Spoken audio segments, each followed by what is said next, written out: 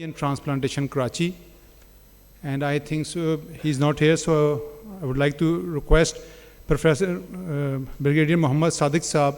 He's a consultant urologist at Al Sadiq Saad Shaheed Hospital, Islamabad, to come up and chair the session.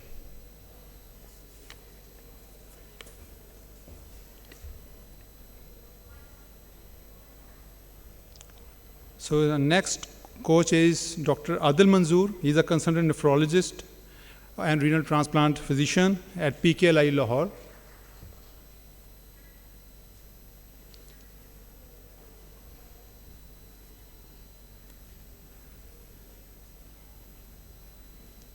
So over to you, sir.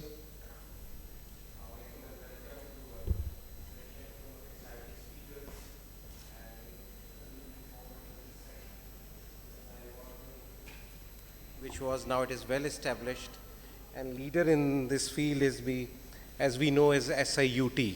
And unfortunately, Professor Fazal is not here, and probably he will come.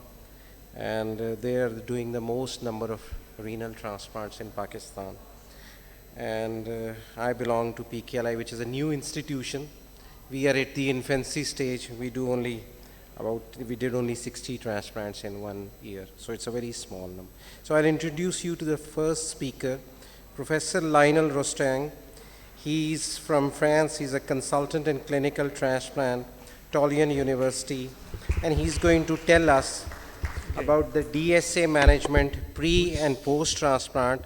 And at the end of the talk, we will also request Prof that how we can, in a resource-limited country, look at the DSAs where one kit of 1 lambda cost about $1,000. Over to you, sir.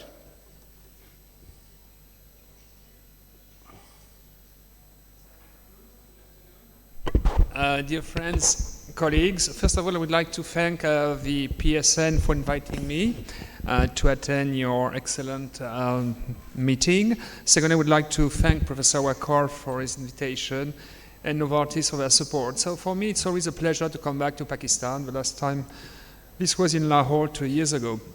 So I was asked to talk about DSAs, pre and post transplant. As you pointed out, it's very expensive for sure. And what is the added value of assessing DSAs? So, as you know, when it comes to the transplantation and medicine, we still use a CDC cross-match or CDC test. It was implemented in 1969, that was 50 years ago, by Paul Terazaki's group. And so we still rely on CDC tests, at least for the ultimate compatibility before organ transplantation. About 20 years ago, we moved to flow cytometry assessment or testing, so it's more sensitive, still specific. So this is very specific, but not very sensitive. This is specific and sensitive, and more recently, that is to say 2007, 2008, we moved to Luminex technology. And obviously, we are dealing with beads who are covered with a dedicated HLA antigen. And obviously, this is very, very, very sensitive, but sometimes it lacks specificity. Because indeed, it means that you've got circulating anti-HLA antibodies, but some of them will bind the complement and others will not. And obviously, in order to have a deleterious effect, you need to bind complement. So, how can we detect DSAs? As I said, there are many means, and currently we are mostly relying on Luminex technology, at least in the Western countries where we can afford them. So, with regards to DSAs, we've got either preformed DSAs or de novo DSAs. And indeed, having these DSAs on board will result in some patients in antibody-mediated rejection, and this could be either chronic or acute. And as I pointed out a few minutes ago, we've got 2 different types of DSAs. Those DSAs that do bind C1q or C3d component, and that is to say they activate complement and they are the bad guys. Conversely, those DSAs that do not bind C1q or C3d, might be only bystanders. And obviously, it's very expensive to use a C1Q test or C3D test. We can circumvent that by only assessing the MFI. So when we have an anti-HLA antibody that is detected by Luminex, we can assess its strength by the mean fluorescence intensity, MFI, and so the higher the MFI, the higher the likelihood of it binds a complement. So, as you can see, preformed DSAs are the results of either pregnancy or previous transplantation or previous blood transfusion. Conversely, de novo DSAs in most of the cases result from under immunosuppression, either because the patient is not very compliant with immunosuppression or because the physician has diminished to some extent immunosuppression. And this results in either acute ABMR or in chronic ABMR. Okay, so at the end of the day, it's better to prevent than to cure, because when the DSA are here, it's very difficult to get rid of them. So, because it's very expensive to assess for DSA by Luminex, what is the value of CPRA?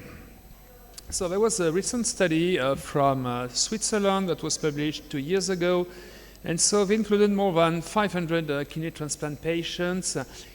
And for all the patients, they had two types of data. First of all, they knew whether the patient had DSA by Luminex, and secondly, they had PRA for every patient. And PRA were divided into 0 or 1 to 50, 51 to 100. And in the absence of DSA, the patients had a standard immunosuppression, that is to say basiliximab, TAC, MPA, and steroids. Conversely, when they had DSA pre-transplant, they were treated, were induced with IVIG plus ATG. And so, as you can see, half of the patients had no PRA, and for the other half of the patients, they had PRA ranging from 1% to 100%. So with regards to the incidence of ABMR in this large cohort of more than 500 patients, you see ABMR was mostly observed in those patients who had pre-transplant DSAs. Conversely, the incidence of TCMR was very similar across all the three traits of CPRA, but was very low in those who had pre-transplant DSAs. Secondly, when they look at graft survival as well as death-censored graft survival, as you can see, the worst outcome was for those patients who had pre-transplant DSAs as compared to those who had CPRA between 0 to 100%. So what does count for the graft survival is not the percentage of PRA, but the presence or absence of pre-transplant DSAs. And finally, when they look at on the protocol biopsies, if there was any association between having or not having PRA and the type of subclinical TCMR or subclinical ABMR, there was no difference at all. Okay, so pre-transplant DSA, it's bad with regards to post-transplant graft outcome. So what about de novo DSA? One of the first studies that was published some times ago, this was published by Matthew Everly. So they had a cohort of almost 200 patients that were monitored for the presence of de novo DSA at month 1, 3, 6, 9, 12, and then yearly. This was done through frozen sera that we were keeping for these patients. And they found that, in fact, quite a huge number of patients developed de novo DSA in their cohort. At 3 years, there was about 18% of patients that developed de novo DSA. And in most of the cases, these de novo DSAs were against HLA day Q. And so therefore, it's very important to match your pairs for DQ. And in that series of patients, those patients who had de novo DSAs had a significantly worse outcome at 5 years as compared to those without de novo DSAs. Almost the same year, there was a very nice cohort study from Winnipeg in Canada, whereby patients were receiving CNS induction and DSAs were tested at transplantation month 1, 2, 3, 6, 12, and then yearly. And what they found was that the de novo DSA rate was 15%, so it was almost the same range. And what they found was that, in fact, there were two patterns of patients developing de novo DSAs. In those patients who were non-compliant, when they developed de novo DSA, the translation of that was either an acute increase of serum creatinine or having creeping serum creatinine or de novo proteinuria. Conversely, when de novo DSA occurred in compliant patients, in most of the cases, it was either asymptomatic or having creeping serum creatinine or de novo proteinuria. And in that series of patients, the worst graft survival was observed in those patients developing de novo DSAs. And conversely, those who had pre-transplant anti-HLA antibodies but without DSA had a very good graft survival. So this is the French study from Paris, Alexandre Loupy. So this was a retrospective cohort of patients from 2 centers in Paris with more than 1,000 patients. And all these patients have had protocol biopsies at 1 year post-transplantation, as well as de novo and post-transplant assessment for the presence or absence of DSA. And so, at the end of the day, with regards to to allograft survival, you see there was a huge difference between those having DSA and those not having DSA at 7 years post-transplantation. However, when they split out the patients with DSA into those for whom C1q binding was negative and those for whom C1q binding was positive, you see the huge difference. That is to say, when you've got DSA that do not bind complement, the outcome of this patient is quite good as compared to those in whom C1q test was positive. And in their multivariate analysis with regards to assessing kidney graft loss, you see, apart from GFR at 1 year post-transplantation, IFTA score, PTC inflammation, you see that the presence of C1q binding capacity was a significant predictor of allograft loss. So, in 2013, there was a consensus paper published in Transplantation as to how to handle patients having DSAs. And so, if a patient has no DSA pre-transplant, what was recommended was to assess for the presence of de novo DSA between month 3 to 12 post-transplant. And in case of appearance of de novo DSA, those patients should undergo a kidney allograft biopsy. Conversely, for those patients in whom you had pre-transplant DSA, but on an historical SERA and no DSA at the day of transplantation, they recommend to screen for DSA within the next month post-transplantation and to perform a kidney biopsy in case it's positive. And finally, in the setting of HLA incompatible transplantation, that is to say the patient has already DSA at the day of transplantation, we have to be very cautious about these patients. So more recently, there was a study from France comparing the outcome of patients having de novo DSAs versus preformed DSAs. So this was a retrospective study including many centers from France and from North America. And in that series of patients, they all underwent kidney biopsy for cause. And of these, about 1/3 had evidence for ABMR. And they look at the presence of DSAs in this cohort of patients.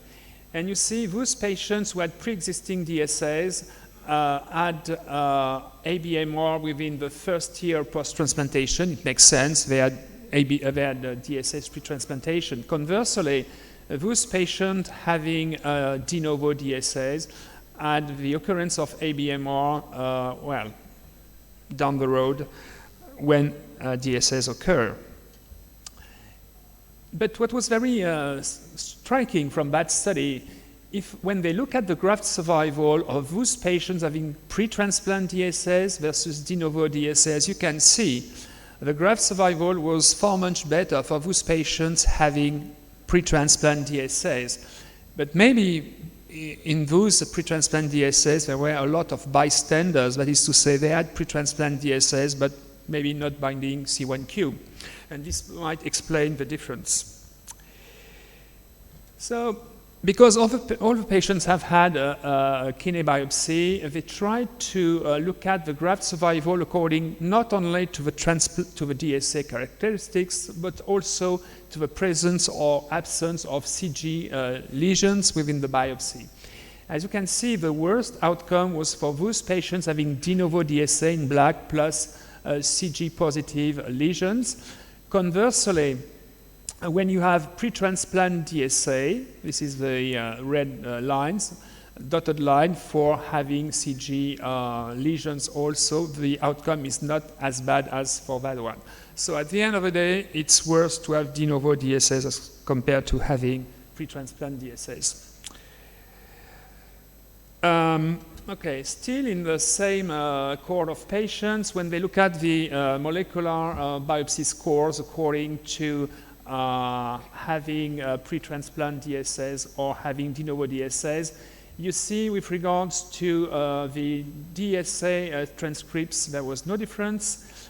Conversely, there were significantly more interferon gamma producing and inducing transcripts for those patients having de novo DSAs, as well as T cell transcripts, as well as macrophage associated transcripts and NK transcripts. So at the end of the day, the molecular patterns are different according to have a pre-transplant DSA or de novo DSAs. And finally, injury repair response transcripts were significantly lower in those patients having de novo DSAs. Okay, so another recent, more recent study assessing the value of systematic monitoring of DSA with its extensive characterization, that is to say C1q binding and IgG subclasses monitoring. So, so here you've got the relative variable importance on the x-axis, and on the y-axis you've got the means in order to assess the DSA. And so you've got preformed DSA, for example, and you've got the subclasses of these DSAs. You've got the MFI, you've got the IgG class to which they are directed to, and you've got C1q binding capacity. As you can see, what is the most important in order to predict the outcome of the patient is to be IgG-free DSA. But indeed, in the clinical practice, we never assess for IgG-free subclasses because it's too cumbersome and expensive. A recent study from Brazil, it's a single-center study including more than 700 patients, and they evaluated the impact of pre-transplant anti-HLA antibodies, non-DSAs and DSAs, on allograft failure. And in their hands, there was a negative impact of pre-transplant DSAs and also from non-DSAs, except in those having ATG induction. That is to say, if you have a patient having a pre-transplant DSAs or being sensitized, it's valuable to induce him or with ATG. This is very practical. Okay. A more recent paper from a Paris group has demonstrated that, in fact, DSAs were significantly associated with IFTA. I will skip the slides. So, at the end of the day, pre-transplant, preformed DSAs or de novo DSAs will result in endothelial injury and chronic ABMR with IFTA lesions and transplant granulopathy. And the question is to know whether we can halt this process. So, what are the possibilities with regard to treating DSA or treating the consequences of having DSAs?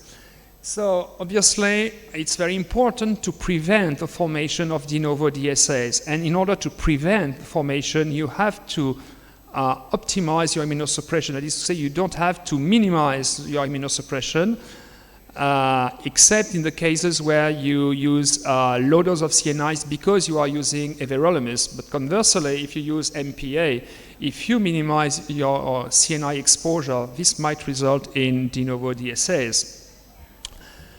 On the other hand, when you've got de novo DSAs for any reason, so what can you do? The first thing to do is, if it's possible, if the patient can afford that, is to make a kidney biopsy. Secondly, is to optimize immunosuppression if it were not the case. And thirdly, can we treat DSAs or its consequences in the chronic setting? So bortezomib, it's not efficient. There was a very nice randomized control trial demonstrating that bortezomib was as efficient as the placebo in that setting. IVIG, there is very few data. Rituximab plus IVIG, I will show you some data. And finally, tocilizumab, some data, but they are not randomized control trials. So this is a Spanish study, and I guess my colleagues and friends from Barcelona have initiated or participated to that study. This was a multicenter prospective randomized double-blind clinical trial whereby patients having a chronic ABMR with or without C40 deposition with stable GFR were randomized 1-to-1 either to placebo or to IVIG, plus a single dose of rituximab. And so they will be able to comment that during the discussion session.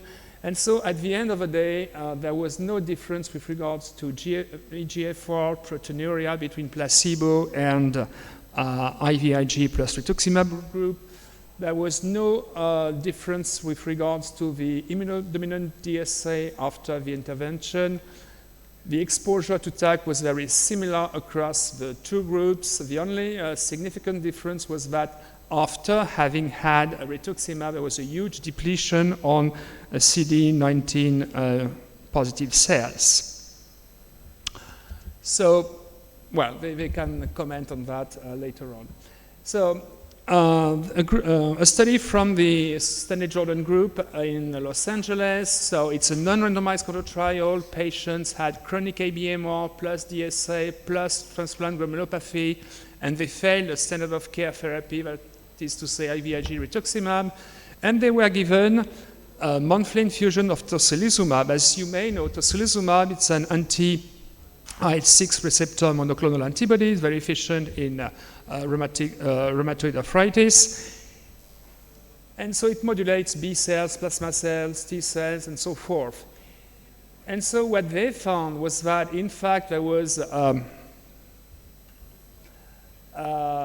on the protocol biopsies 1 year post tocilizumab, there was a decrease in the GPTC score. There was a decrease in C40 staining in the grafts. The TG score, conversely, was stable. And at the end of the day, with regards to kidney allograft survival and patient survival, it was very good, but it's not a randomized control trial. And so it's very difficult to say whether tocilizumab was very efficient in that series of patients. And finally, GFR was very stable. And there was a slight decrease of the immunodominant DSA.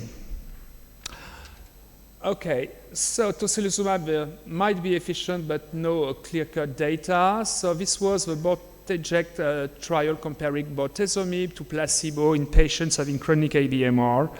And the main results are here. So in blue, the placebo patients, in red, the bortezomib patients. As you can see, with regards to eGFR, there was no difference at all across the two groups. And this was the case for patient survival and graft survival. So it is better to prevent. So what is the future? So maybe the future might reside in a new anti-IL-6 monoclonal antibody that is called clazakizumab, and currently a phase 3 trial is underway comparing placebo to clazakizumab. It's a 5-year study just to see whether blocking IL-6 pathway might prevent the decay of renal function in patients having chronic ABMR. Imlifidase, which is a substance that cleaves the immunoglobulins, this might be helpful in the acute setting, but not in the chronic setting. And finally, complement inhibitors might be valuable, but we have very limited data. So just to conclude, DSAs have a negative impact upon allograft survival, especially when they are formed after transplantation. In most of the cases, de novo DSAs result from under-immunosuppression, be it related to non-compliance or low CNI levels. DSAs result in sub-acute or acute ABMR, as well as in chronic ABMR, and it's still challenging as to treat them. And as of now, we still do not have any efficient treatment for established DSAs, and this is very, very sad. I thank you for your attention, and this is the Mont Blanc from my country side. Thank you for your attention.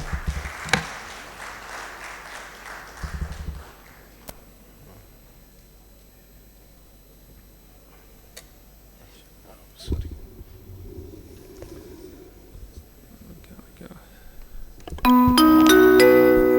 Yeah. I was on time. Interesting, I think, immunology. If I say the whole procedure of transplantation and immunology is 50-50. I remember the days when I was in Royal Free in 81, 82 and having training for transplant. We used to have DNA-based tissue typing and sometimes cross-match. And then when I came back, then we established a laboratory in Army and then in Shifa International. The excellent chap, he is with us. Now we are coming to this DSA and then Luminex and things like that. Even then, although we are not doing this cadaveric transplant, 1 or 2 only done in this country, but non-related used to be, but it is not allowed nowadays, unless there is some compulsions.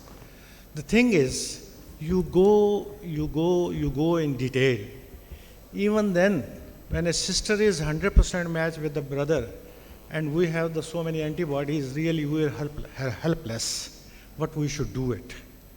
And now the time is, and the future will be, that O blood group is giving to B, but now the reverse is there. B is giving to O, but lot of expenses, and a big laboratories, number 1. Number 2, when we go for this second retransplant, a third retransplant, as a surgeon, really, even it is negative, even then we are horrified. Nothing should happen, and it should work normally. So this is my 2 comments. Anybody want to ask any question?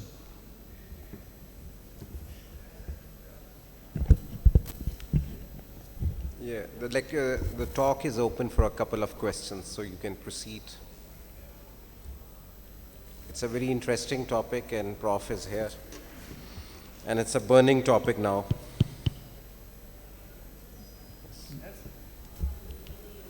Can you take the mic and just introduce yourself?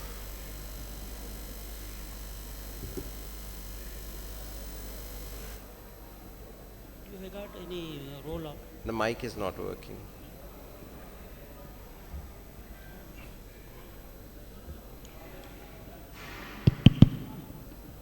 You got any role of plasmapheresis immunoabsorption for removing of DSA to clear the plasma from DSA?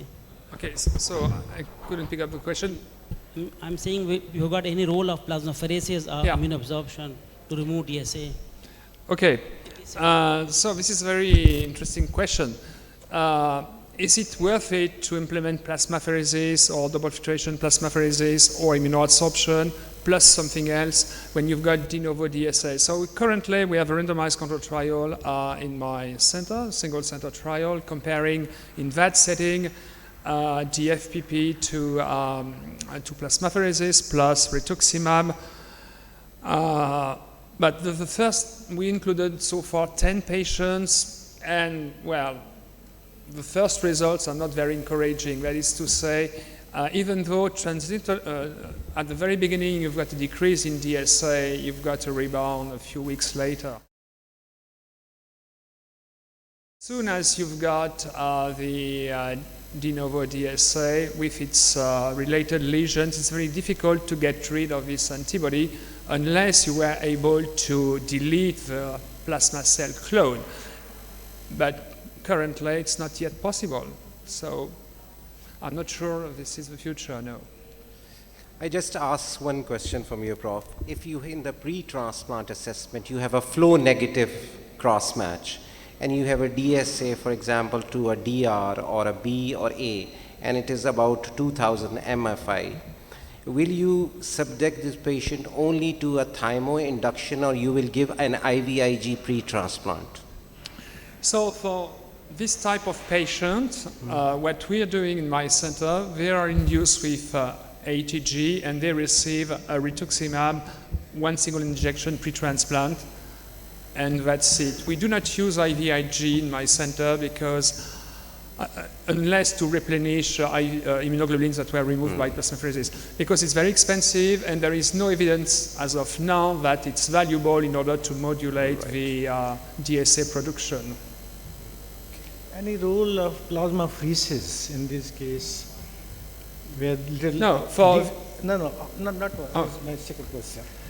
when we have de novo DSAs, we have currently plus ABMR lesions on the biopsy.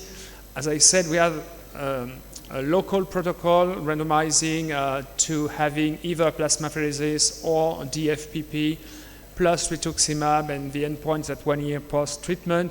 And as I said, with 10 patients included so far, we always have a rebound after a few weeks after pheresis, and so it's not very good, I think. So it's not the way to treat the patients. Thank you very much, Professor Lionel Rostang.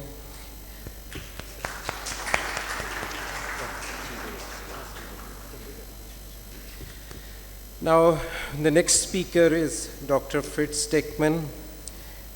He will be speaking of achieving excellence in organ donation. He's going to speak about his Spanish experience. So, Dr. Fritz.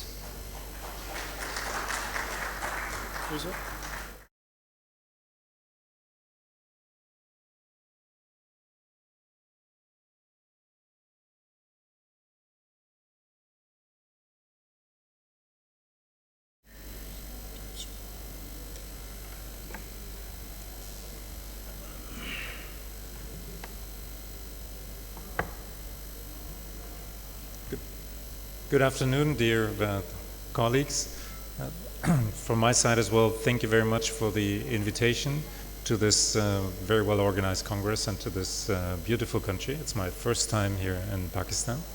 And well, I will take you to a trip to Spain actually, because you will see that things in terms of organ donation are a little bit different in our countries.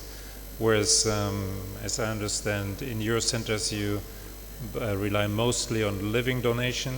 We in Spain rely mostly on cadaveric donation, and I think we can both learn from each other in that sense. The question is, why do we actually need a high cadaveric organ donation rate in Spain or in Europe? And I think the first thing is that although we can have a high donation rate, it's still not high enough, and we are far from meeting the needs for organ donation. And of course, organ shortage and the absence of transplantation for many people leads to death and poor quality of life. And it implies heavy costs to healthcare systems, and it also might favor organ trafficking and transplant tourism. And in Spain, everything that made us take off in the terms of numbers of cadaveric organ donation is the central part is the National Transplant Organization, which is an agency that's in charge of coordination of donation, procurement, and transplantation activities. And this is the result in numbers in terms of organ donors that has increased over the last 20 years substantially, and we are now close to 50 donors per million population, and this number has been increasing over the last decades, and I will try to explain you why. You might ask yourself, are these kind of measures, are they helpful? This is not an image from Spain. This is a picture that I took on in a train station in Germany. This is kind of an ad for organ donation. And it says, this is Kevin, and Kevin has been waiting for 3 years for a new heart. Let us help. Do you think that those measures help? No, they really don't. This does not mean an increase in organ donation. The Spanish system is based on something else. And I will talk about, you've already seen about numbers, about organization, national, regional institutions, and hospitals, and transplant centers, and I will talk a little about how we can expand the donor pool even. So just so that you get an idea, Spanish is on the one hand centrally organized country, but it has autonomous regions, and those autonomous regions have their own regional donation organizations. These are the numbers in terms of organ donation in Spain. We're close to 50 per million population. In Catalonia, we're a little lower, but we have a higher live donor transplant rate. And these are other countries with comparative healthcare systems, at least in these countries. And you see that there are huge differences in terms of numbers of cadaveric organ donations. And this translates into a high number of kidney transplants. And I will explain to you more in detail what this actually means for the population of patients with need for renal replacement therapy. And in our setting, we're reaching 100 kidney transplants per million population. And that means actually that of all our patients, prevalent patients on renal replacement therapy, more than half actually have a functioning transplant. So that's a fairly good number. And here you see the prevalent, or the number of prevalence. That's 1,284 per million population. They're prevalent cases. So if you can transplant a lot, of course, you can have many patients in this part of the cake. And if you look at the age distribution, you can see that it's not only the young and the very young patients who have a functioning kidney transplant. This is the percentage here in blue of patients in the certain age groups that have a functioning transplant. You can also see that the patients over 65, still half of them have a functioning transplant. And even the patients over 75, almost 20% have a functioning transplant. And this means, of course, a gain of quality of life in those patients. And over the years in Spain, the numbers of kidney transplants have increased. We're now over 3,000 per year in Spain. But if you have many donors, this also leads to many liver transplants, many heart transplants, and many lung transplants. So we're not only talking about kidney, we're talking about transplant medicine in general. But how did it all evolve in Spain over the years? And if we just look at the time before 1989, we're somewhere around 14 donors per million population, which compared with some countries is not bad, but it's far from what we have right now. And it needed not only a transplant law that had been in place for more than 10 years in 1989, a presumed consent solution, which is practiced as a very soft presumed consent actually, because the family is always asked in case of a patient with brain death or a suitable candidate for circulatory death organ donation. It all actually started with the National Transplant Organization that was founded in 1989, and all important measures were taken after the foundation of the National Transplant Organization. And basically it's a technical department of the Ministry of Health. And then you can see that after 1989 things started to get going, and you've seen the rest of the numbers up to almost 50. So what did they actually do? How did they actually organize it? And the organization was the coordination of donor activities on 3 levels. On a national level with the National Transplant Organization, but also on a regional level with 17 regional donation and transplant organizations. And then, of course, the main work and the actual work is done in the donor hospitals. And the coordination of donor activities is divided and is different on different levels. Of course, 1 and 2 are political and technical requirements and objectives and the framework for the actual activity, but the real activity is done in the donor hospitals according to those objectives and requirements and within that framework, of course. And there has been a substantial increase in the number of donor hospitals in the time since 1989, when there were less than 20 donor hospitals, 20 in a population with more than 40 million, and now there are more than 170 donor hospitals. Basically, all the hospitals that have an intensive care unit are potential donor hospitals. There is a very important figure in those donor hospitals, and this is the transplant coordinator. And this was an initiative to actually designating key processes to key donation persons, the transplant coordinators. And they are responsible in each hospital for developing a proactive donor detection program so that every potential donor is actually identified in the hospital and to effectively convert potential into actual donors. There are in-house professionals, there are members of the staff of the procurement hospitals, and they report to the medical director directly. They don't report to the head of the nephrology department or the head of the transplant surgery department.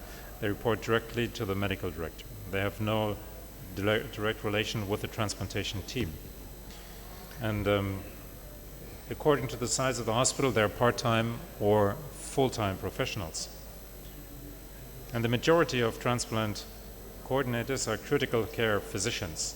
So their daily work actually helps them to detect potential donors. They do clinical work in the areas of the hospital where potential donors would be. And there's a quality assurance program, a national quality assurance program that actually is an essential tool, an essential part of the system. And this program aims to monitor organ donation potential and according to that potential, the performance of each region and each hospital. It identifies key areas for potential improvement, and this has been in place for more than 10 years.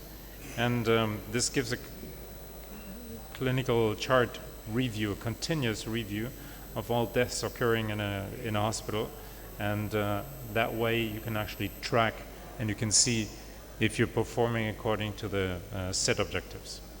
And this is submitted to an internal audit and also to external audits. Training is very essential. Training is regularly done on focusing on the entire process, on the whole process of organ donation.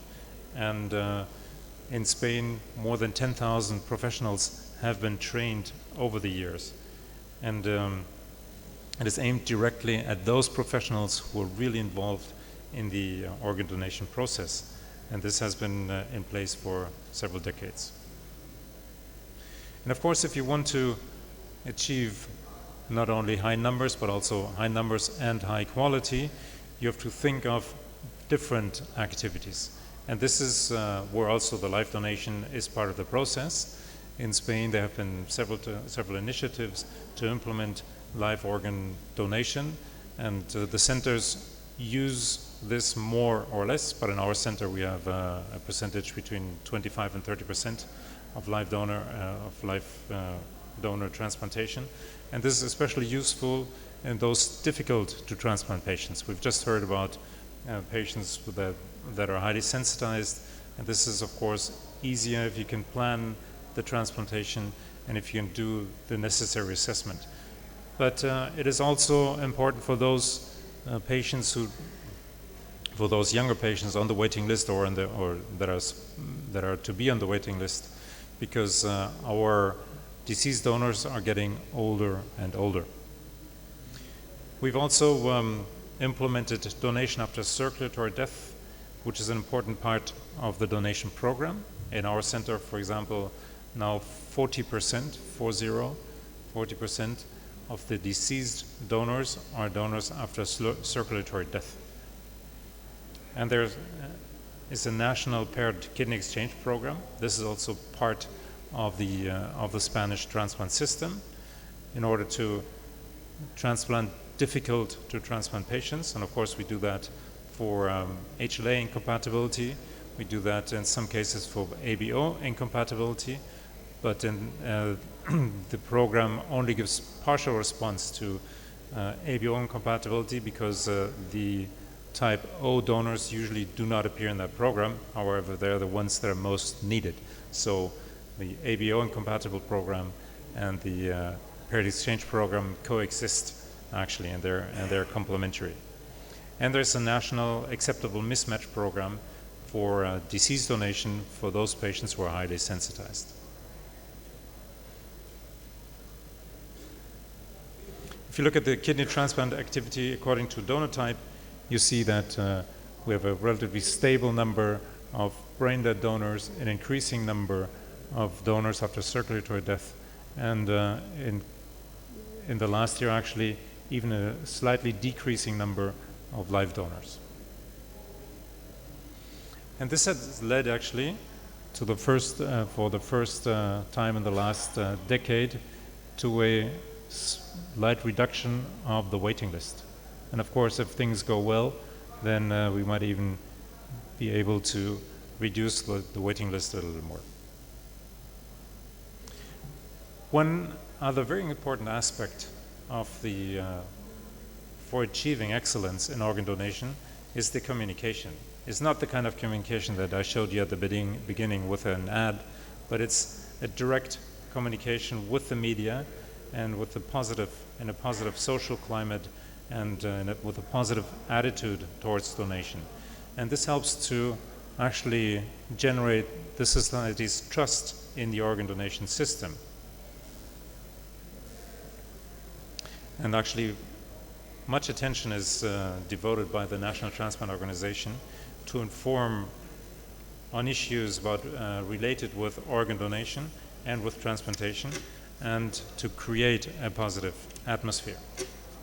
And this is one of the responsibilities of the National Transplant Organization. They go as far as having a 24-hour hotline so that anybody can actually phone and ask whatever they want to ask, for whatever information they feel is necessary.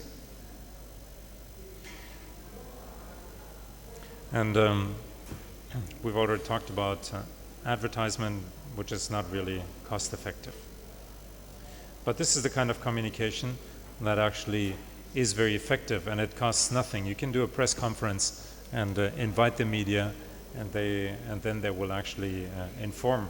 This is just an example here about the kidney exchange program when it had barely started. So this just a normal newspaper article that informs about the program, informs the general public about the program.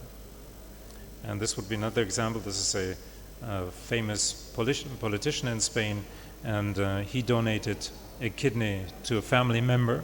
And again, this is a newspaper article about this person, a well-known person in Spain, and he said, "I donated a kidney to a person I love." And other types of information of press releases. So this was a day when there were 45 transplants done simultaneously on one day. So again, the Ministry of Health and the ONT just gives a press release and informs the general public and just generates a positive atmosphere and positive news. So the main elements of the system for achieving excellence in organ donation is to have a transplant coordination at different levels, and the transplant coordinators in the hospitals are the key persons responsible for actually identifying and procuring the organs. There needs to be constant training for all the persons in the hospital that are actually integrated in the organ donation process. The relation with the mass media and a positive atmosphere in the society is very important. The constant look, the constant search for new donor pools is important. And of course, all this needs to be financed, and needs to be to have a realistic reimbursement for the donation activities. So it's about excellent planning and organization. It's about the role of the in-house transplant coordinator, the education of the ICU staff, constant adjustments to new conditions, and a directed information. And with that, I'd like to thank you for your attention.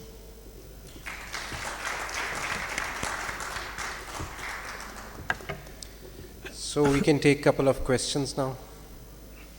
Yes, proceed.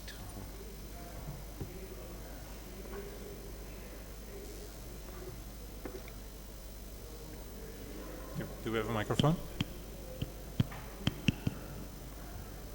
Thanks a million. Thanks a million. That's a very nice presentation on your part. Being one of the federal representative of the Pakistan Transplant Authority, I would like to say that in the framework of the legal framework of Pakistan, since 2010 and then 2012, we have got the Human Act, Act of Organ and Tissue Act 2012, and that has given the right and that has given the liberty to go for the cadaveric transplants to the health professionals, to the transplant and peri-transplant health professionals. But we are evolving to make a united network of organ sharing as we have in Spain, or for that matter that lies in America or elsewhere. So we are evolving to have a network of organ sharing, and then we need to have our national centers and then the regional centers and then the training centers and take it. But apart from that, if we look at our neighbors, that what is going on this side of the world, which is just neighboring, for example in KSA, that is the Saudi Arabia, and then in Iran, there we see, if we look into the statistics from 1985 to 2015, in Iran, what they are doing cadaveric transplant, but at the same time, you know, the numbers of the live transplant is much exceeding. The 2/3 of the transplants that they are doing, they are live related. And they have got a regulated and a compensated model of transplantation in KSA, in Iran. But in KSA, again, the cadaveric is on a very low rise. So I mean, we are in a multi-ethnic society. This is an ethnic society where the cadaveric will take a little longer, you know. We have to rely again on the live donor pool to kick off the cadaveric transplantation hand in hand, because there are pros and cons Sir, of can you cadaveric be transplant slightly as well. brief? Yeah, Okay, sorry. because you know the ischemia, the downtime and the Achilles heel in cadaveric transplant is the transportation, networking, ischemia, organ procurement, legislation, and things like that. So that's a long road to travel. While the life-related transplant can be done within the same hospital, within the same city. So I feel that we will definitely going to benefit from your experience in Spain. Very soon we'll be appearing in Spain to have a little chat with you. Thank you. Okay. Okay, thank you very much for the comment. I will just say it 10 seconds. I think this is a very important issue, and the main message that I want to bring to you actually is that live donation on the one hand and cadaveric donation on the other hand are complementary, and as long as we have people on the waiting list or people on dialysis who are suitable transplant candidates, I think we need to strive for increasing the organ donor pool, be it live donor or be it cadaveric donors. I think And everybody Spain, according to their cultural needs. I think Spain has made some progress, but unfortunately we haven't. We are facing problem of this cadaveric donation, I told you, and the biggest barrier is in our country religious. I will say, it's my impression. So we try still, I think UK used to wait kidneys from America in those days, but now I think they are self-sufficient. They are getting their own cadaveric kidneys. So problem remains. I pray that it should be more than 10% availability. So any question? Any question? Sir. Thank you. Thank you very much. I think Spain got to be congratulated, and everybody in the West. I come from London, so we are trying to follow your example. The one question I've got is that can you tell us how many intensive care beds per million population you have got in Spain?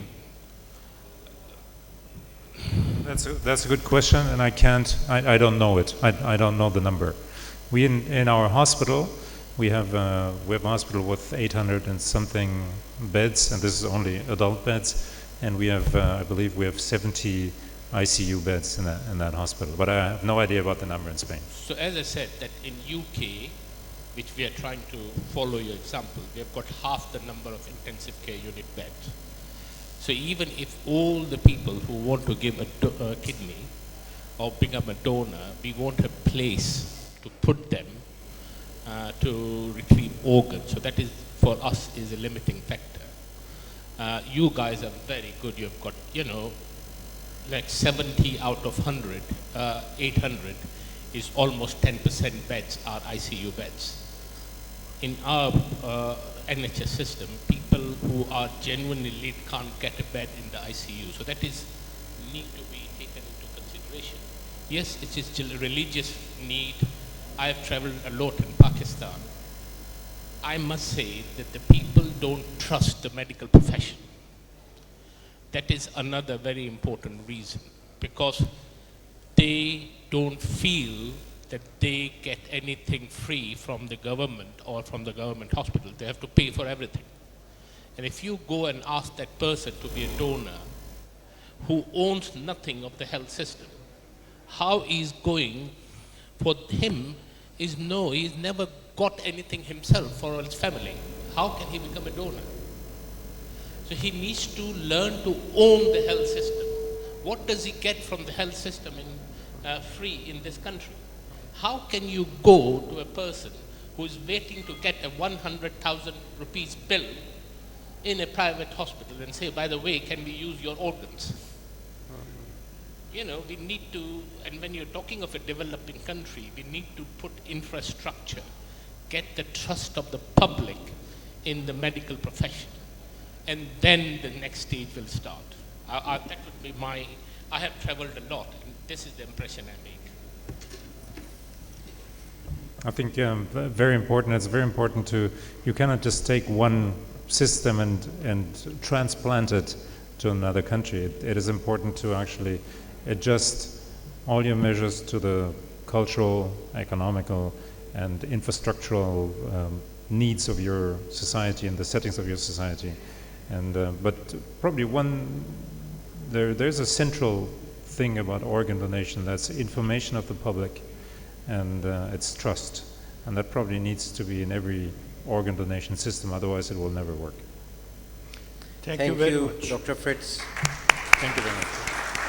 Now I'd like to introduce Dr. Frederick Oppenheimer. He's the Chief of Renal Transplant Unit in Barcelona, and his current position is Director of Clinical Institute of Nephrology and Urology.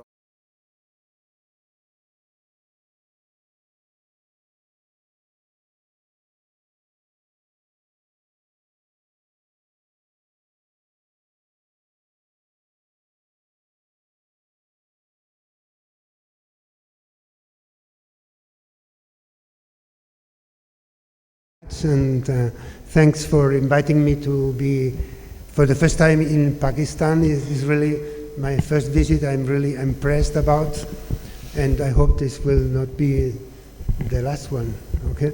And you see the title of my presentation, The Use of Everolimus from Experience to Evidence, and this is not a mistake, okay? Because you will see that we have been using it since many years ago, before the Transform study was really published and so on. But I will start first with the evidence and later on with our experience, okay? You will know that the Symphony study was published in the early 2000s, had a very important impact in transplantation, with two important consequences.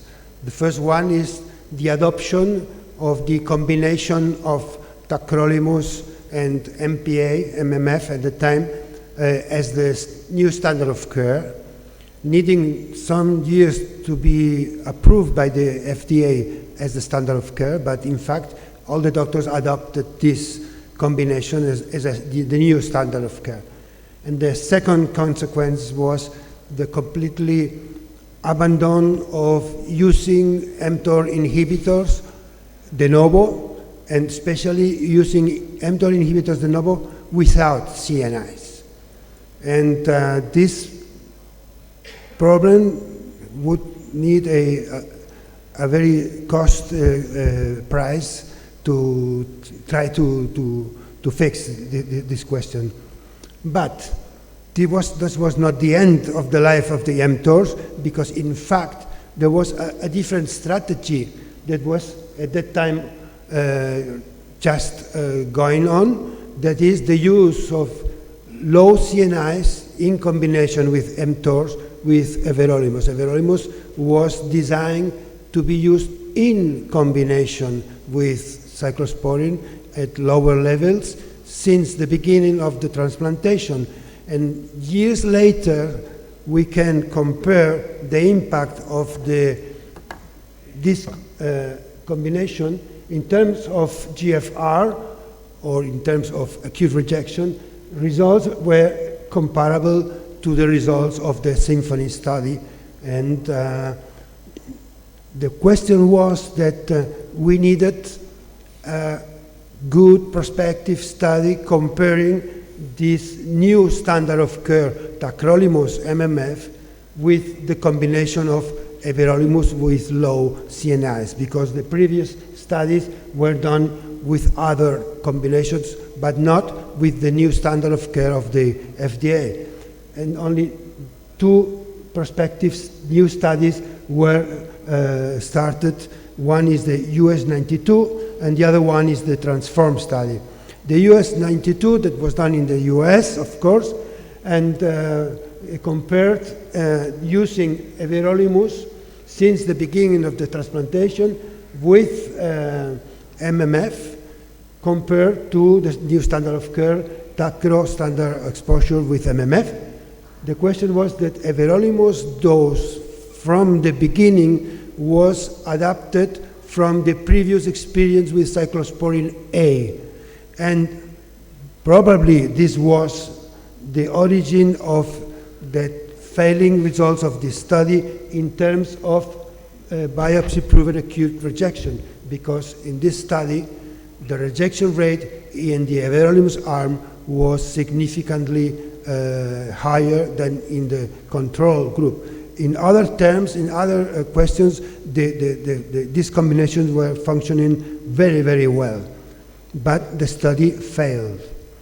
So what we learned from this study is that if you are using everolimus in combination with tacrolimus, we need higher initial doses to achieve quite early a good exposure to everolimus, different from cyclosporine A. And this is because of the different pharmacokinetic interactions between the two drugs.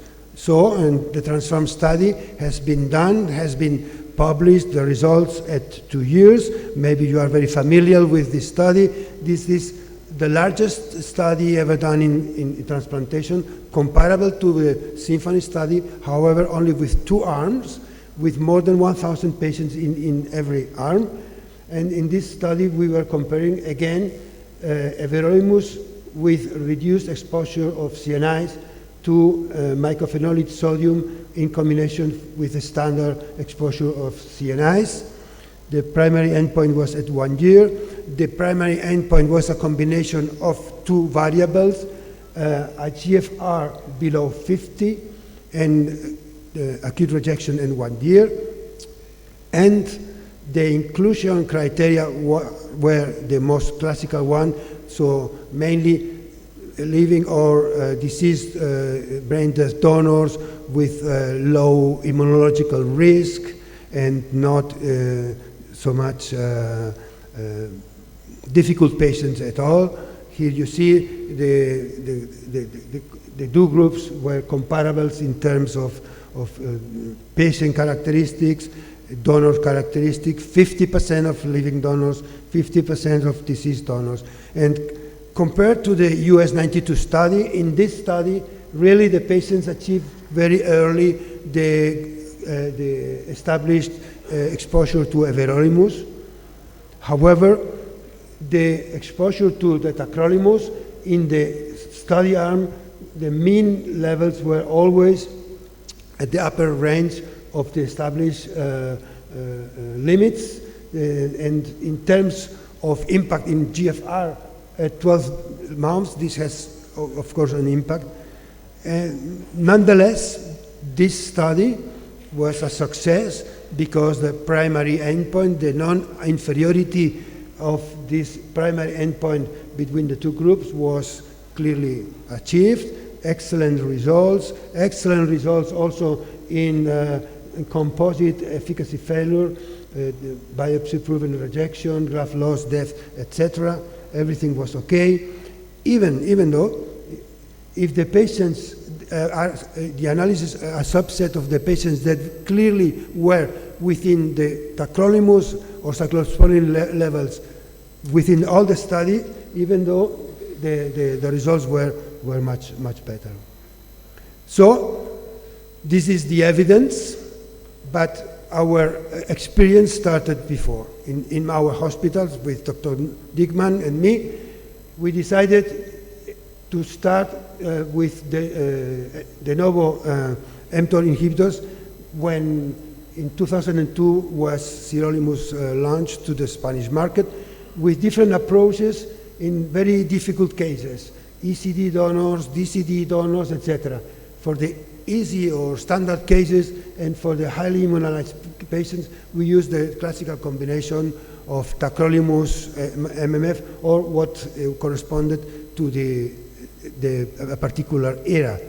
But we collected a very important experience with de novo using of mTOR inhibitors with more than 500 patients, and for that reason we decided in June 2013 to start with a new standard of care protocol in our patients using a combination with the 2 approaches, a combination of CNI for all the patients, but also mTOR inhibitors for all the patients too.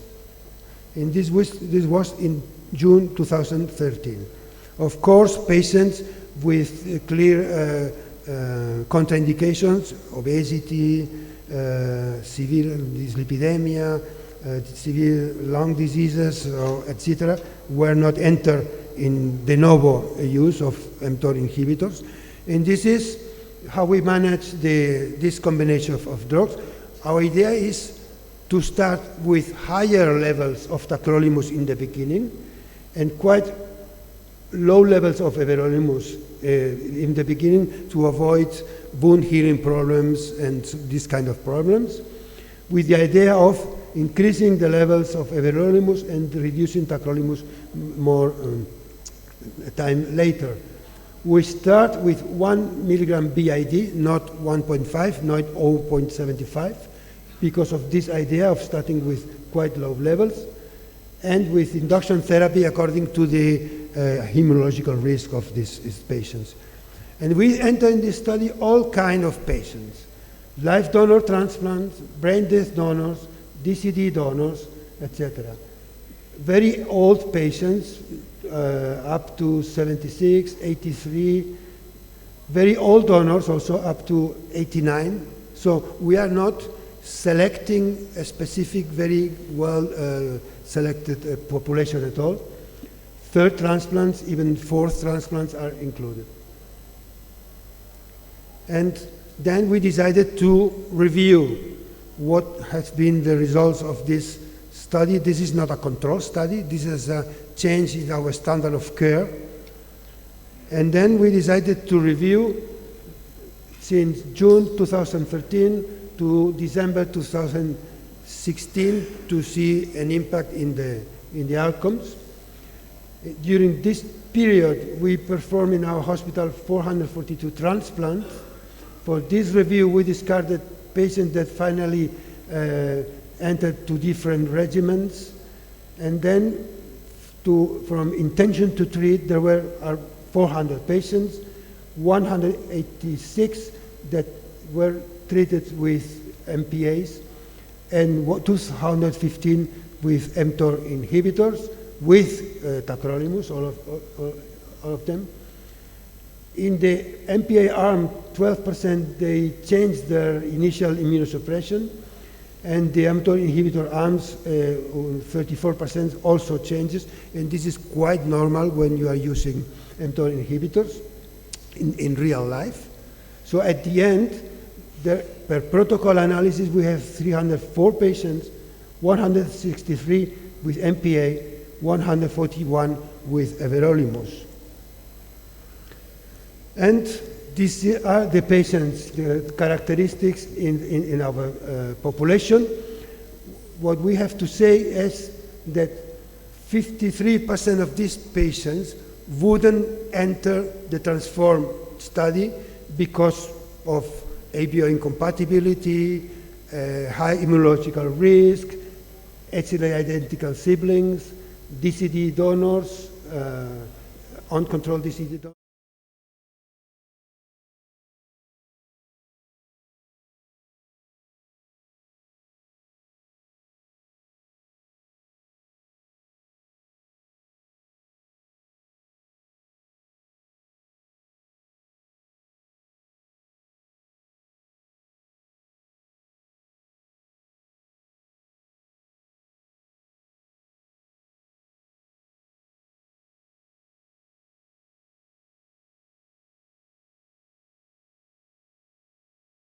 Propensity score analysis, and we analyze in terms of the patient characteristics.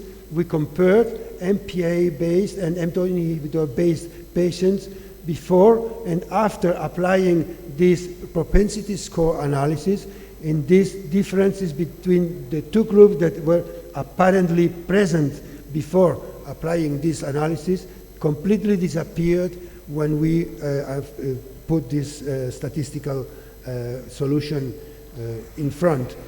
Also, in terms of the donor characteristics, the differences that were initially apparent, mismatches, gender, ischemia time, live donor transplant, disappeared completely when we applied this propensity score analysis. And these are the results. When we compare patients receiving everolimus or in front of MPA, what we see first, in terms of acute rejection, that there is a potential benefit in reducing the rate of rejection. This is in the intention to treat analysis for all the patients. And the differences were not so much clear, although even in 1 year death survival rates, there were differences between the two groups. However, when we analyze the impact of per protocol analysis, so these patients that during all the study were maintained in one or the other part of the treatment, we clearly see that the patients in the mTOR inhibitors group improved clearly the results in terms of rejection and survival. And probably the explanation of this phenomenon is that the majority of the patients that would benefit from using mTOR inhibitors since the beginning were the high immunological risk patients, those that are usually excluded from the studies, for example, from the TRANSFORM study. And this is probably the explanation why, when we compare the patients that would enter the TRANSFORM or those that were excluded from the TRANSFORM, we see that there is a clear benefit in terms of acute rejection rates, graft loss, or patient survival. In terms of other outcomes, we also see that there were no differences in de novo diabetes mellitus. However, a clear benefit in all the impact in the CMV infections. This is completely clear in this study. In terms of survival rates, we see no differences in deaths in the patient receiving a live donor transplant, and we see more deaths in the MPA patients receiving a cadaveric donor, and this is mainly because a higher rate of infections in these patients. And very curiously, what we see is that a higher rate of cancer deaths in the patients receiving mTOR inhibitors in our patients. And these are the patient survival rates significantly better, the Kaplan-Meier, in the group of patients receiving mTOR inhibitors. In side effects, we see not specific problems in the intention to treat population, rather than those that are expected for hyperlipidemia, for example, but also per protocol, there were not important differences between these two groups. In terms of renal function, we see a clear benefit in the mTOR, the use of mTOR inhibitors in patients receiving a live donor transplant, clearly. But in terms of chronicity of the protocol biopsies that we are doing in our hospital, we do not see differences. In patients receiving a kidney from a brain death donor, we do not see differences in renal function. Serum creatinines are according to the mean age of our brain death donors, more than 60 years, many of them 70, etc. And for the class 3 control donors after cardiac arrest, again, there were no differences between the two groups. In terms of the immunosuppression, what is important to say that the patients in the mTOR groups, the mean tacrolimus levels were quite high, higher than in the TRANSFORM, clearly higher. The everolimus levels were initially low, and then after that they were increased. And when we compared the sum of the levels of the tacrolimus and everolimus, that per our protocol must be ranged between 8 and 12 in the beginning, or 8 to 10 at the end of the years, you can see that the doctors were reluctant to reduce the exposure to the tacrolimus. And maybe this can have an impact in the incidence of cancer, and this must be something that we need to fix. And compared to the levels in the TRANSFORM study, clearly the levels in our patients were higher. Yeah, just to finalize the impact in using this mTOR de novo use in transplantation in our highly immunized patient population. Is part of this is a sub-analysis only for patients that receive a kidney categorized as highly risk patients. There were 71 patients with a calculated PRA of more than 50, 38 in the MPA group, 33 with everolimus. Per protocol at the end there were 32 with mycophenolic acid and 24 with everolimus. You see the differences here between the two groups.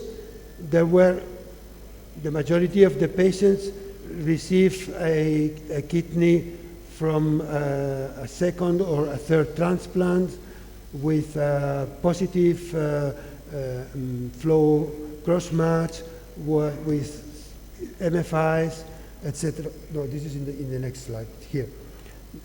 So this is really the impact of the immunological risk.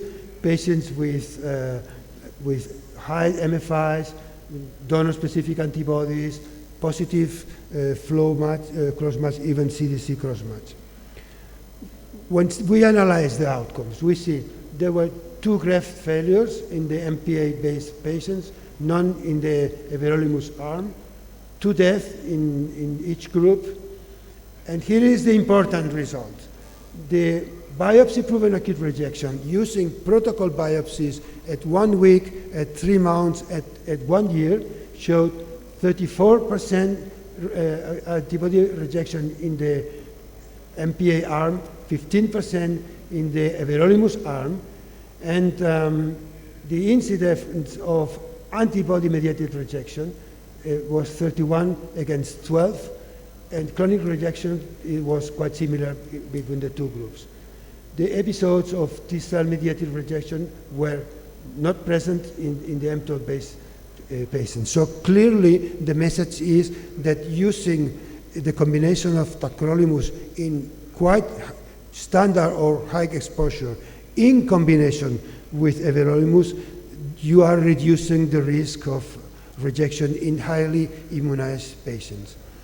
In terms of survival, in rejection-free survival, the number of patients is so short that we cannot do a true multivariate analysis, but in terms of univariable or bivariable or 3 variables, the only one variable between the two groups that really protected against rejection was the use of everolimus in these patients instead of MPA. And this is the Kaplan-Meier rate of being free of rejection between the two groups in this particular group. In terms of renal function, also the results were better. In terms of de novo DSA, were quite similar, not differences in between the two groups, not in terms of CMV reactivations. And here you see the tacrolimus levels in these patients really standard or quite high at the end of the first year, and quite comparable with the MPA patients. Yes? So at the end, our experience using mTOR inhibitors with tacrolimus since the day 1 after the transplantation, we can say that in terms of results, the results of acute rejection rate, follow-up, etc., we have seen a clear benefit using this combination. That the results are clearly, specifically better in those patients that are not low risk, that are usually entering the clinical studies. That there is a high rate of discontinuation, of course, in this group of patients because we tend to stop mTOR inhibitors in every case the patient has the minimal problem, and we need to learn a little bit more to be calm and to remain within the drug. And very importantly, that the classical antiviral effects are well shown using this combination since the beginning. But our reflection, our things is, are we using too high CNI levels in this patient? or this is the reason why the results are good. This is not so easy to answer. And of course, what we need is to perform in highly immunized patients a prospective control study really to prove or to assess that these results that we have retrospectively seen are really true. So thank you very much for your attention. Yes, the object or purpose is rejection-free survival and then graft survival. I must remind that eras when we used to use only cortisone, then cortisone immuron, then came cortisone immuron and cyclosporine, and then we came to this everolimus and tacrolimus families. What the purpose is that we should have a minimum rejections and we should have the graft survival. I think this is an excellent paper as presented in Madrid, July 1981. I was there. So I appreciate really the wonderful presentations. Any question from the audience? Sir. Thank you very much. Transform study gave us heart because though it was non-inferior, it was superior in a way that BK and CMV incidence was so low. Sorry, it's difficult. I was saying that it was superior because CMV and BK was so low, which you have also shown. One interesting thing is that slight change in policy, even those who don't do it de novo, is that those people who get BK nephropathy post-transplant, where the standard is to stop MPA and carry on, you can now use everolimus with tacrolimus, and that has shown some benefit that BK disappearance rate is much quicker because I think everolimus has got some antiviral properties. Yeah. So the standard of care which will emerge in future would be that those people, no matter which immunosuppression they are on, BK nephropathy patient, rather than stopping MPA, which we do, we should switch MPA to everolimus with low-dose tacrolimus. And we have done this recently after a transform study because we got heart that we can do it, and we are seeing very, very good results. Yes, thank you. That's clear. With CMV infection, Dr. Dickman will speak later on about this, but of course, the antiviral effect against BK virus is very clear. And in fact, in our hospital, we see very few cases of BK virus infections. Yes. Dr. Majdi, in this setting, which you're saying that you detect a BK viremia, so instead of MMF you stopping or cutting down, in that case, will you do a combined level of 10 of tacrolimus and everolimus, or you will run a slightly lower level?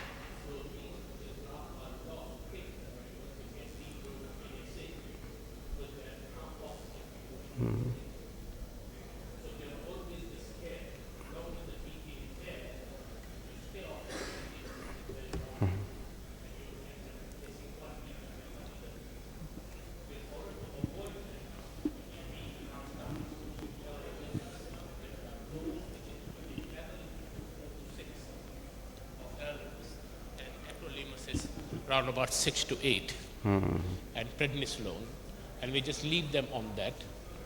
Because the main advantage is, first of all, there's an antiviral properties of everolimus. Right. Second thing is that the combination, as we heard, that in highly sensitized patient, de novo, you're getting very good results. So we hope that this combination will prevent DSA formation and the graft half-life will not be diminished. So that is, and we know that everolimus or mTOR inhibitors do work in Kaposi sarcoma anyway. Yes. But there we thought that it was VEGF properties of mTOR, because Kaposi is a very vascular tumor and it was not antiviral, but now we are beginning to think that it is antiviral properties. Third thing, that the levels of, if you're using it for antiviral properties, then the level should be between 4 to 6. 4 to 6.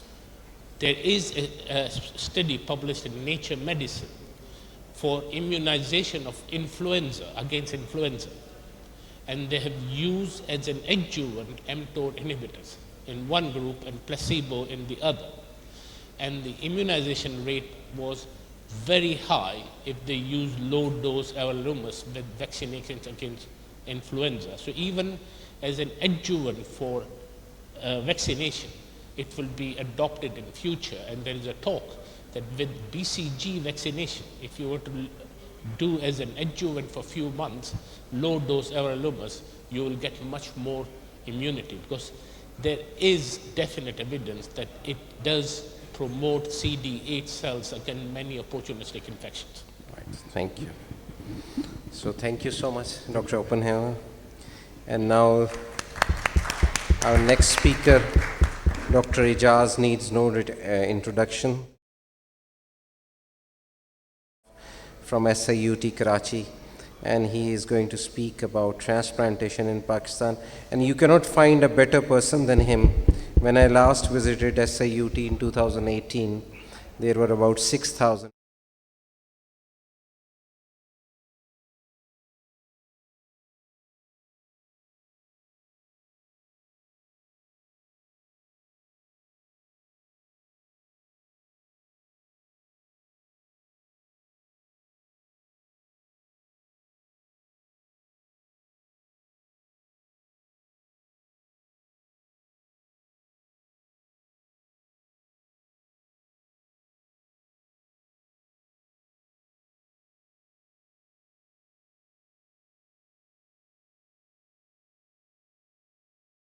And I'll start with the history of transplantation in Pakistan.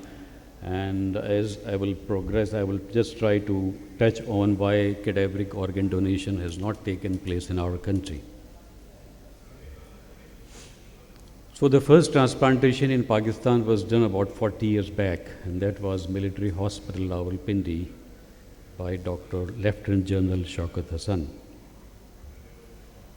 This was followed by, from 1980 onwards, by several transplant centers doing live kidney donation transplantation in almost all centers.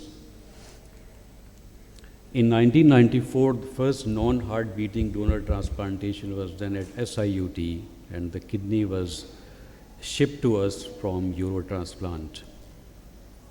And the first locally harvested deceased donor kidney transplantation was also done at SIUT, and that was 1998.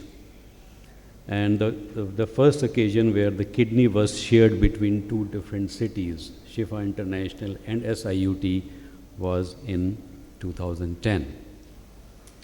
So the kidney was harvested in Pindi.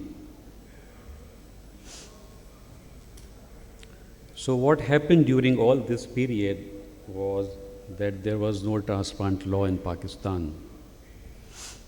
I think the color is a bit different in this slide. So what it is showing is the yellow bar showing the live related transplants, and the increasing proportion of these brown bar showing unrelated transplants. This has left a black patch on the history of transplantation in Pakistan. Most of these unrelated kidney transplants were done for foreign tourists. That was transplant tourism.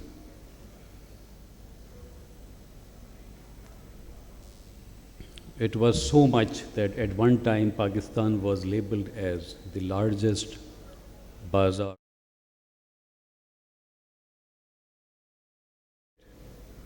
Less than $1,000, and the center was charging any figure from $20,000 to $30,000.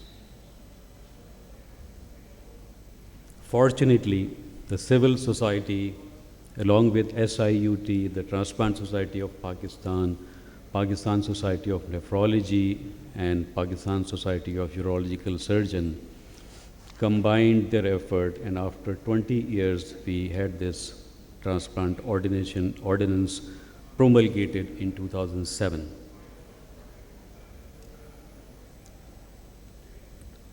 It's not clearly, I think that there is some change in color compared to what it was in my slide. The salient features was that it completely prohibits the transplantation of foreign national in Pakistan, and transplantation would be predominantly from familial donors, and if there is no suitable donors in the family, then the unrelated donor would have to be cleared by a committee of that particular region or hospital before that transplantation will be okayed.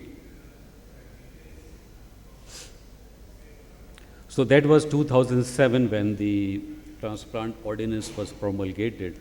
So at that time there was about 1,500 living unrelated transplantation done in 2007, and these were all for foreigners. These were local transplant, but again the kidneys were being sold out by vendors, and this was the number of local, ethical or related transplant done in 2007. After the promulgation of this law, the number has certainly decreased of unrelated transplant. It has gone into improvised hospital in different localities. We don't know what the actual number is these days, but certainly the number of related transplant has slightly increased over this period.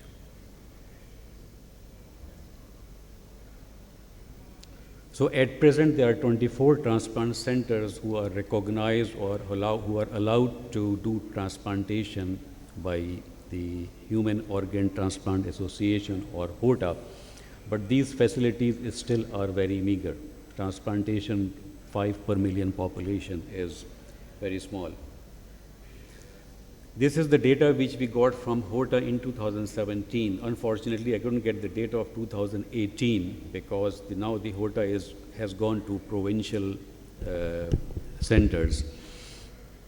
So the transplant centers which are doing live donor kidney transplant of about 100 or more are SIUT, Sheikh Zayed Hospital, Lahore, AFIU Rawalpindi, and nearly Shiva International, Islamabad. I was heartened to see that Quetta has started doing living donor kidney transplantation, and I must congratulate the nephrologists from Balochistan that despite so many difficulties, they have started doing live donor kidney transplantation at Quetta. So the total number of kidney transplant was 1,003 in year 2017, and they were all living kidney donor transplantation. This is much lower to what the number of patients with end-stage kidney failure or end-stage renal failure waiting in our country. So we have to start cadaveric program at some stage for the need of those who are waiting for organs. This is the first renal transplantation done at SIUT in 1985. On the right-hand side of the slide, you see the peripheral smear because this patient developed very high-grade fever 3 weeks after transplantation and had falciparum malaria, and he was treated with intravenous quinine. So far, till the end of 2018, we have done 5,669 transplants, and the last year was 346, and these are all live-related transplants. And basically, our model is that the hospital is basically a public sector hospital with community government partnership, and we think that the transplantation in a developing country should preferably be done at public sector hospital because it's cheaper, and every patient should have a lifelong follow-up with free medication. Otherwise, if you transplant them and the patient cannot buy medication and cannot be followed up, then there is a just waste of organ.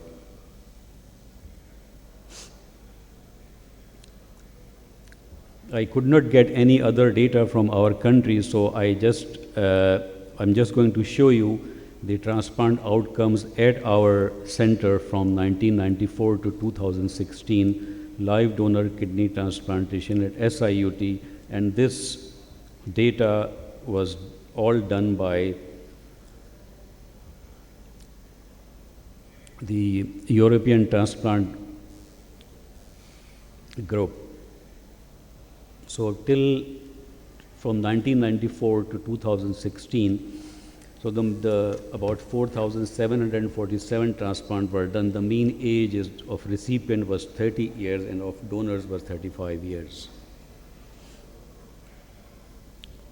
So this collaborative transplant study, because we have given all our data from 1994 onwards to the Eurotransplant. And the mean age, the time on dialysis which our patient spend before get transplanted. So 80% of our patients are transplanted within 1 year compared to about 65% in Europe. I'm talking about living kidney donor transplantation.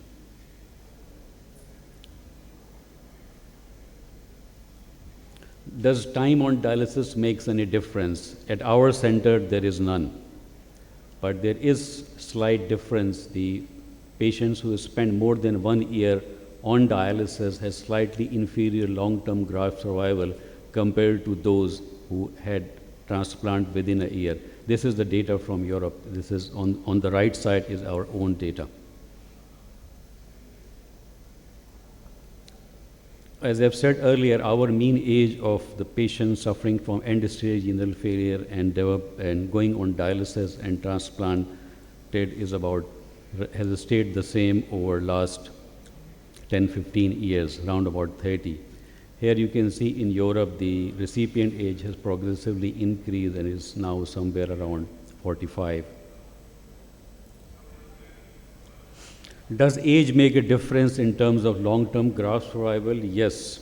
And if you see Europe, if you see this region, which the CTS includes Turkey, Iran, and India.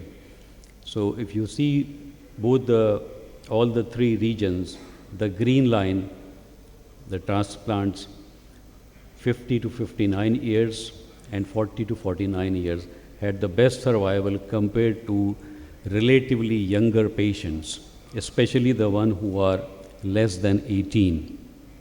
We have transplanted about 500 pediatric patients in our unit.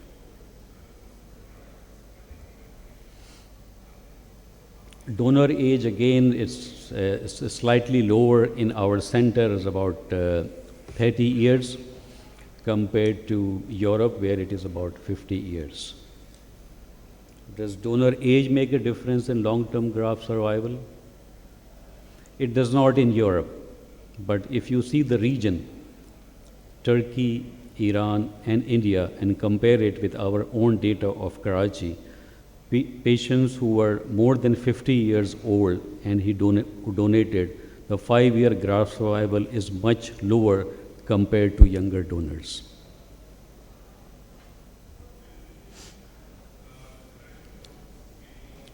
At our own center, about half of the donors are siblings, followed by a quarter of them are parents. So this is slightly different from Europe and from the region.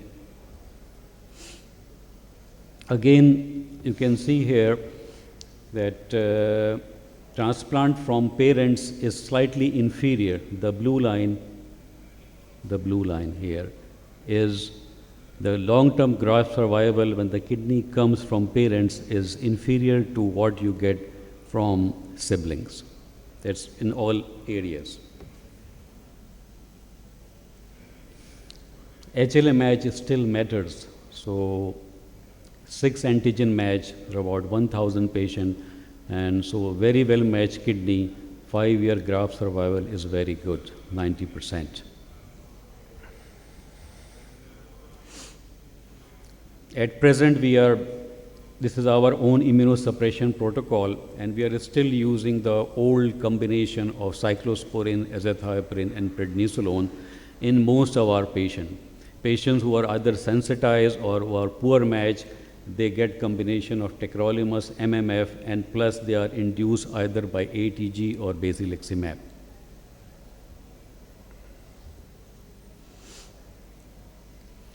So you can see here that in Europe, the blue bar showing progressively decreased use of cyclosporin, and now almost most of the centers are using tacrolimus as the calcineurin inhibitor of choice.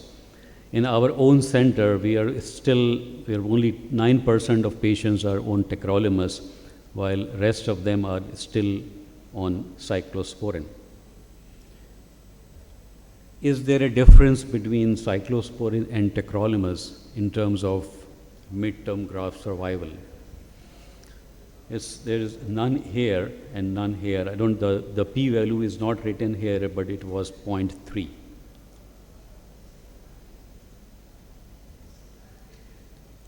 Again, you can see that with the passage of time in Europe, MMF has almost completely replaced azathioprine, but we are still using azathioprine as the anti-proliferative agent of choice.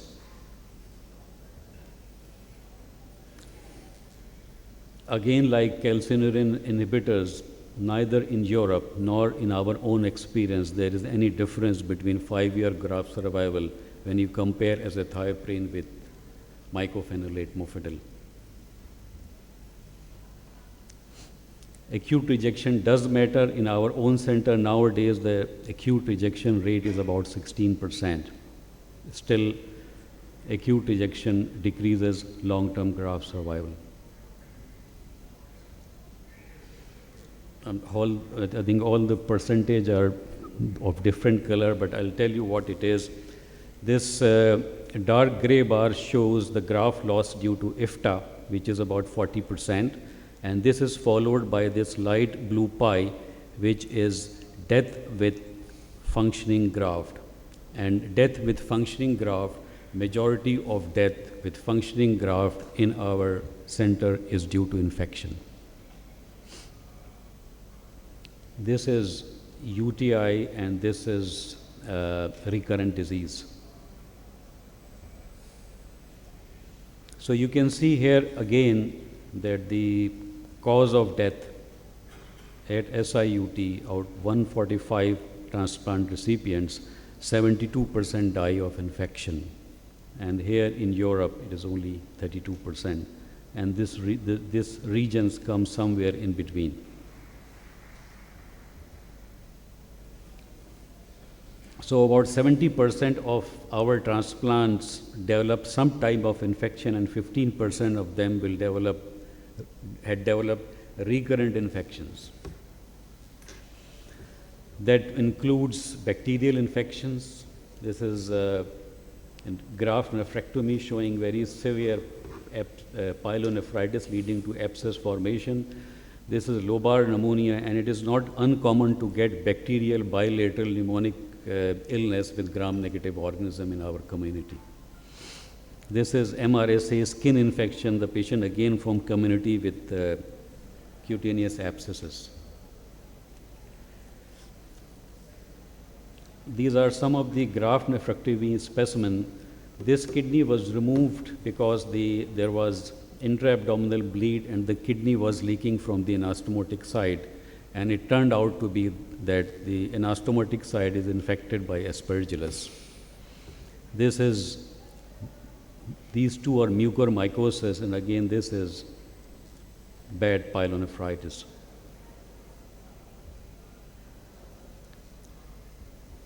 Tuberculosis is fairly common in our population in general, and it's more so in our transplant recipients.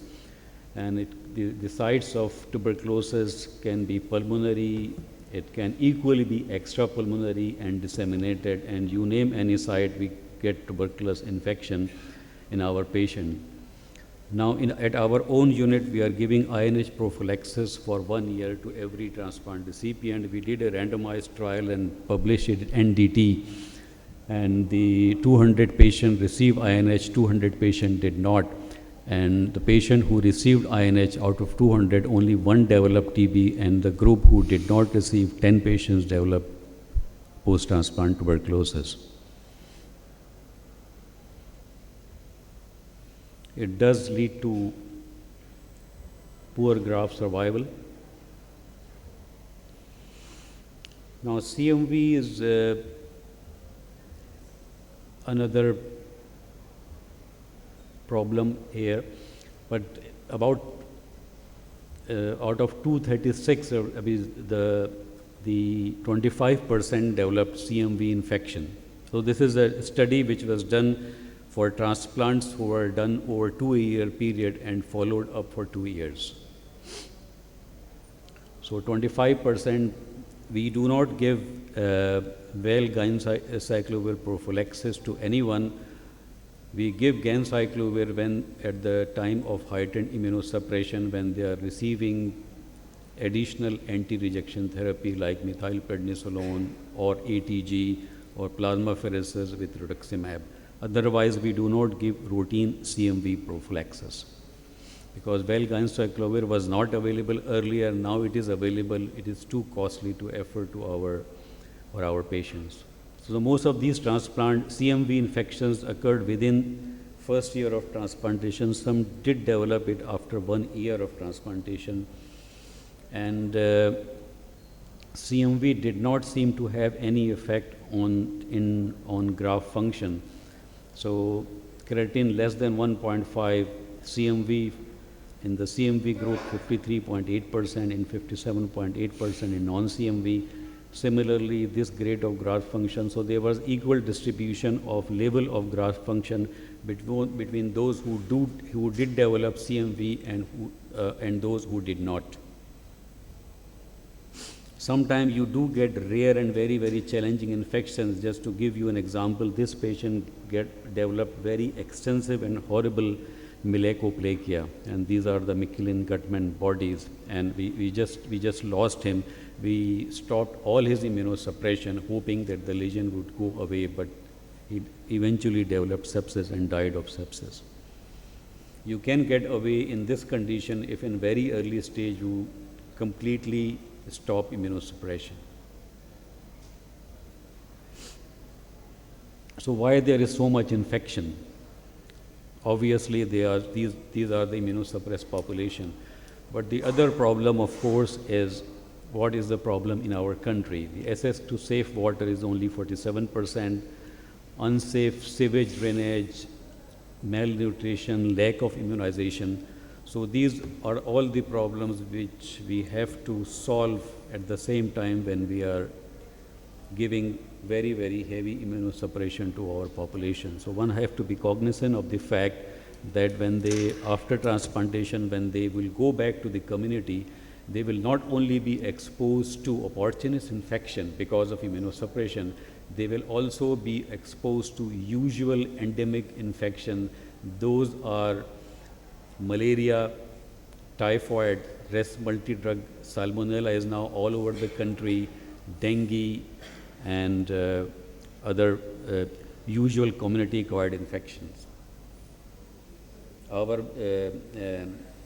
transplant ward in summer months is full of patients with acute gastroenteritis. So very quickly, the most common malignancy which we experience here is post-transplant lymphoproliferative disease, followed by Kaposi's sarcoma. Skin cancer is not that such a big problem.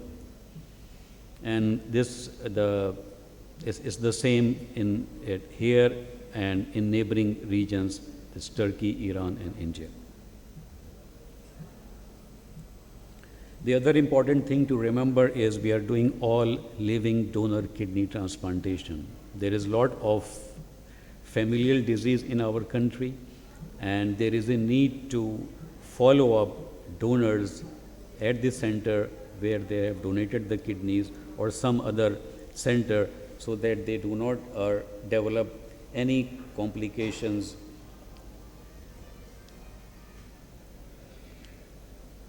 All right, again, this figure is not coming up. This is the serial creatinine clearance in about 2,500 kidney donors, which we have done over the period of many years. So what that graph was about, which is not visible here, that the GFR after 4 years of kidney donation, GFR declines by 0.66 ml per minute per 1.73 meter square. So there is a need to follow up these donors, especially the older one.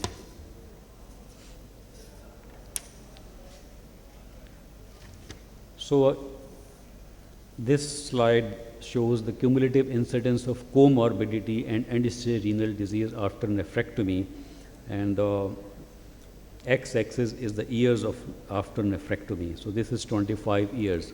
So hypertension is very common in our population, but when we compared the incidence of hypertension in our donors compared to age-matched control, it is not much higher. But one must remember that these were well-screened donors who have completely normal blood pressure pre-donation. Similarly, GFR less than 60 ml per minute is in 125, proteinuria exceeding 150 milligram per 24 hours 223, diabetes 47.2, and stage renal disease 2.7. Over this 25 years period, 8 patients in our live donor follow-up have developed end-stage renal failure. Most of them, they presented very late to us. They were not coming to our donor clinic regularly. I don't know whether we could have stopped their renal failure from progressing to end-stage renal failure or not. I don't know. But we strongly believe that donor should be followed up. There is a room for intervention if, for example, they start declining GFR, because I do a clinic of glomerular disease, and I often get referral from the donor clinic that this was a perfectly healthy young man of 25. His brother is suffering from end stage. He was all right, but when we did his 24-hour protein excretion, it was 1 gram per 24 hours, normotensive. And we have biopsied some of them, and the lesion is FSGS. So intrafamilial donor FSGS is a possibility, so that's point to worry about. Lastly, I will come to the topic of why cadaveric organ has not taken up in Pakistan. These are 26 non-heart beating donors, and these all kidneys were shipped to us by Eurotransplant. The results were very good, and when we sent our result to them, they stopped shipping the kidneys to us.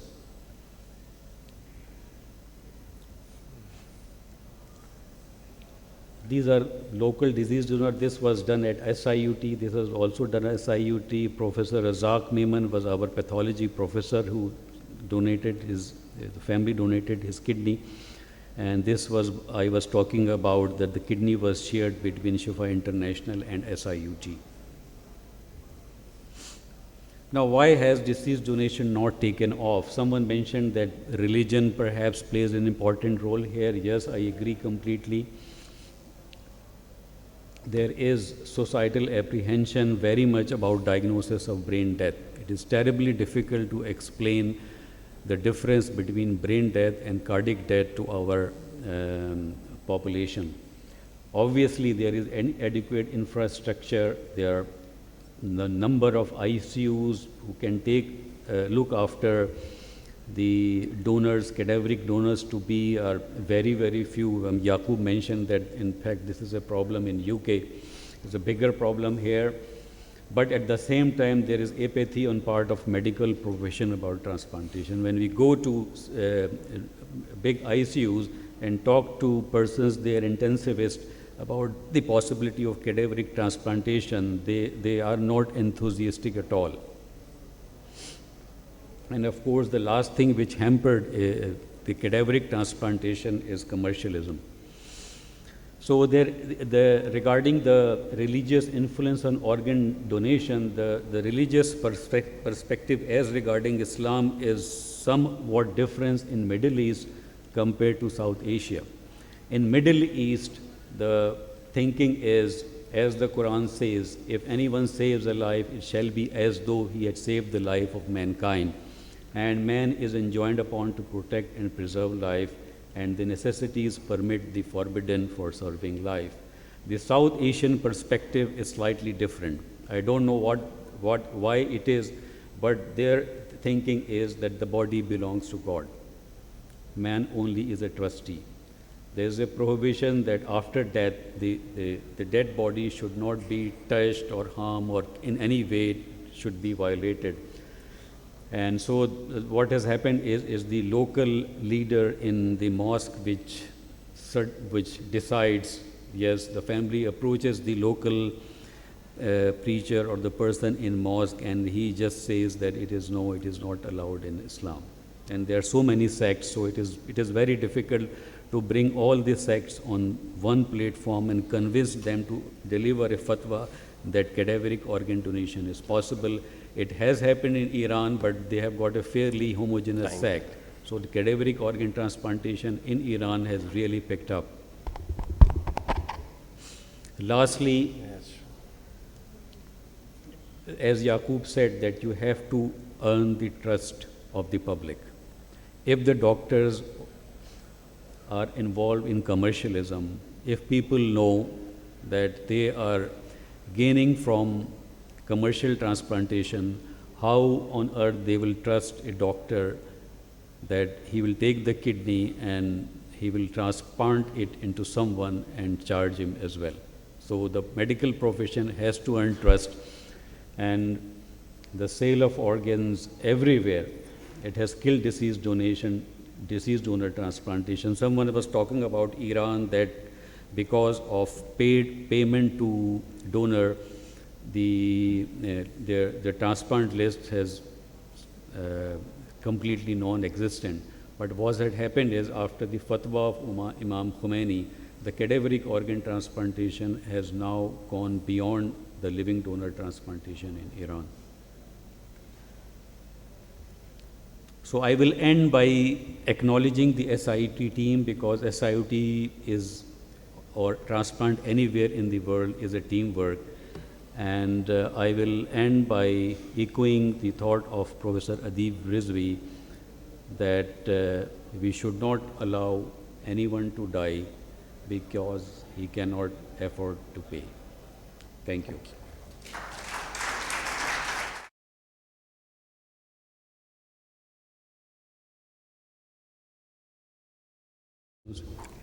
Question from the audience first.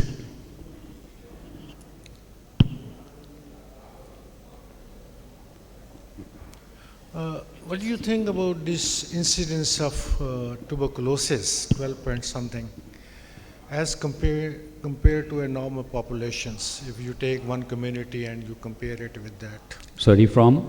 Incidence of tuberculosis, your series tells 12%. Yeah. Can you compare this with the normal community? Oh, it is 10 times higher. Same, you think? It is 10 times higher. 10 times higher.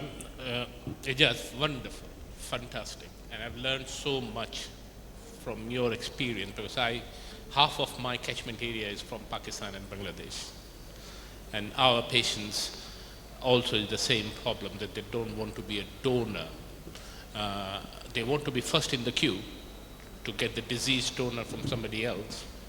But when it comes to giving themselves, they would not. And the religious is used as an excuse. I just now turn this around, and it will be worth you using this, that we now do controlled DCD.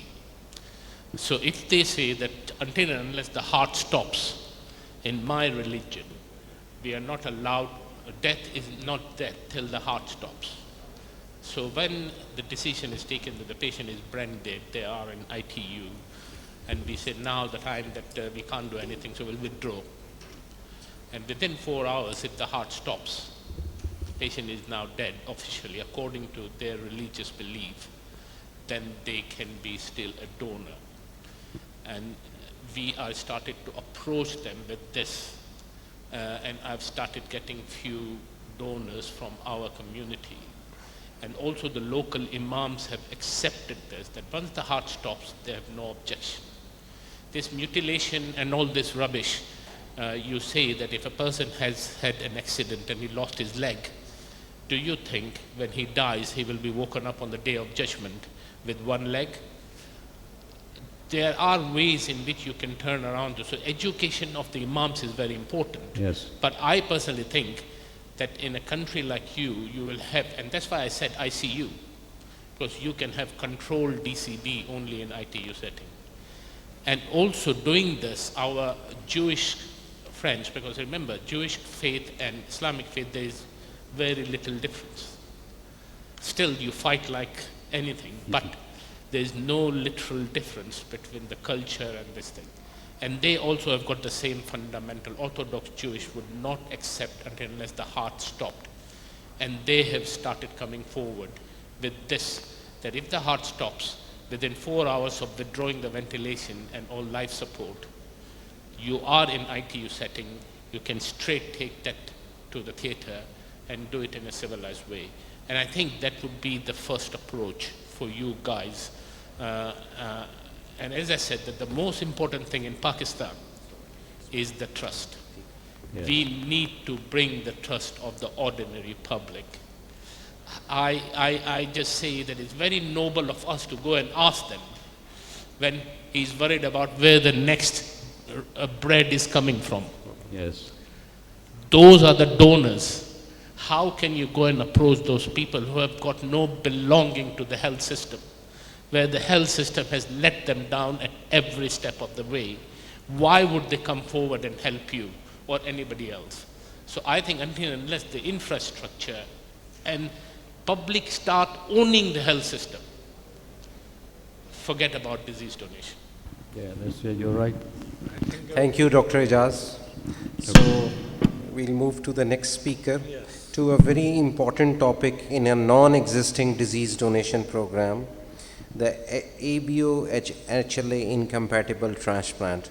Professor Lionel Ristring is again with us. So,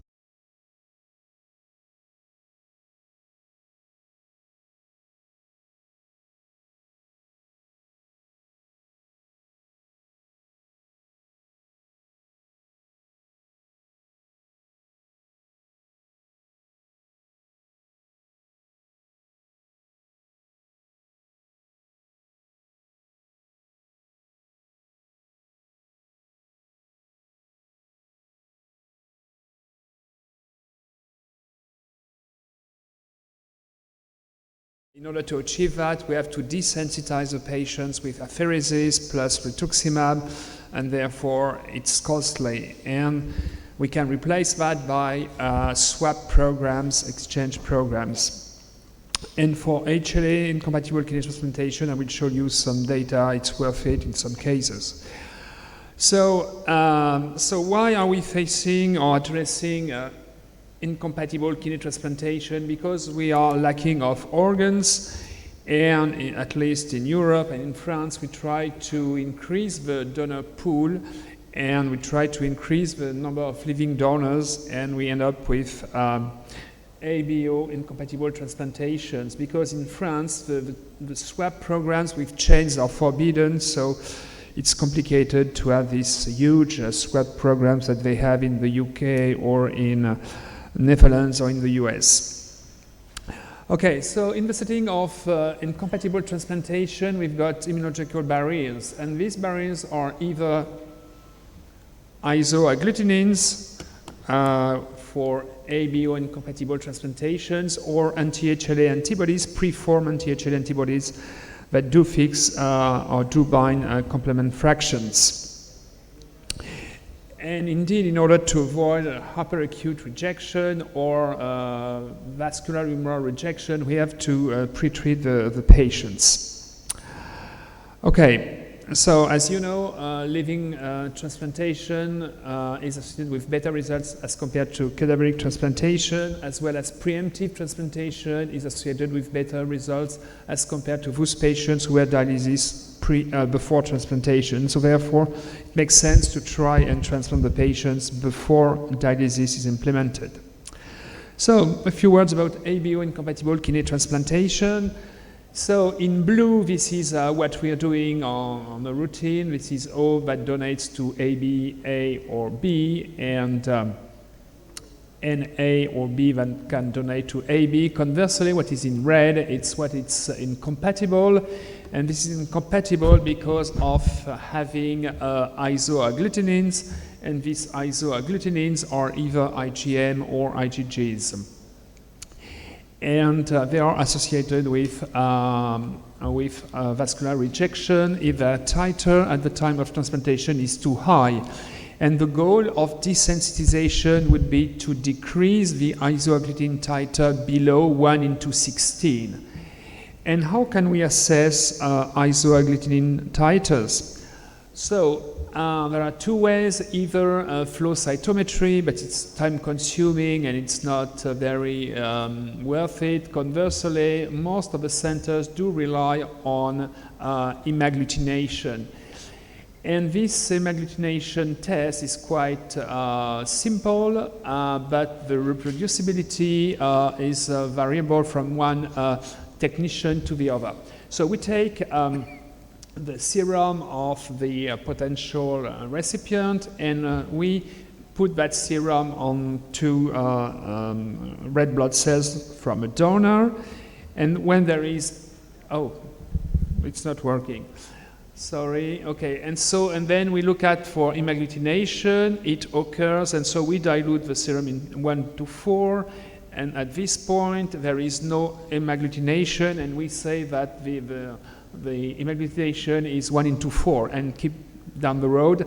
And so the higher the dilution, the higher the titers. That is to say, if you have got 1 in 258, it's very high.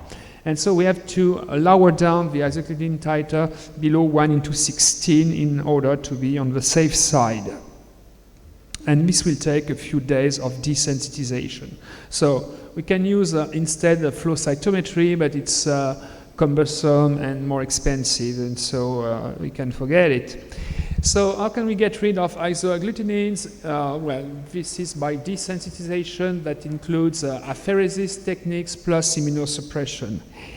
And so apheresis might be either based on plasmapheresis. It's not expensive, it's easy to implement, and fresh frozen plasma is very cheap in this area of the world.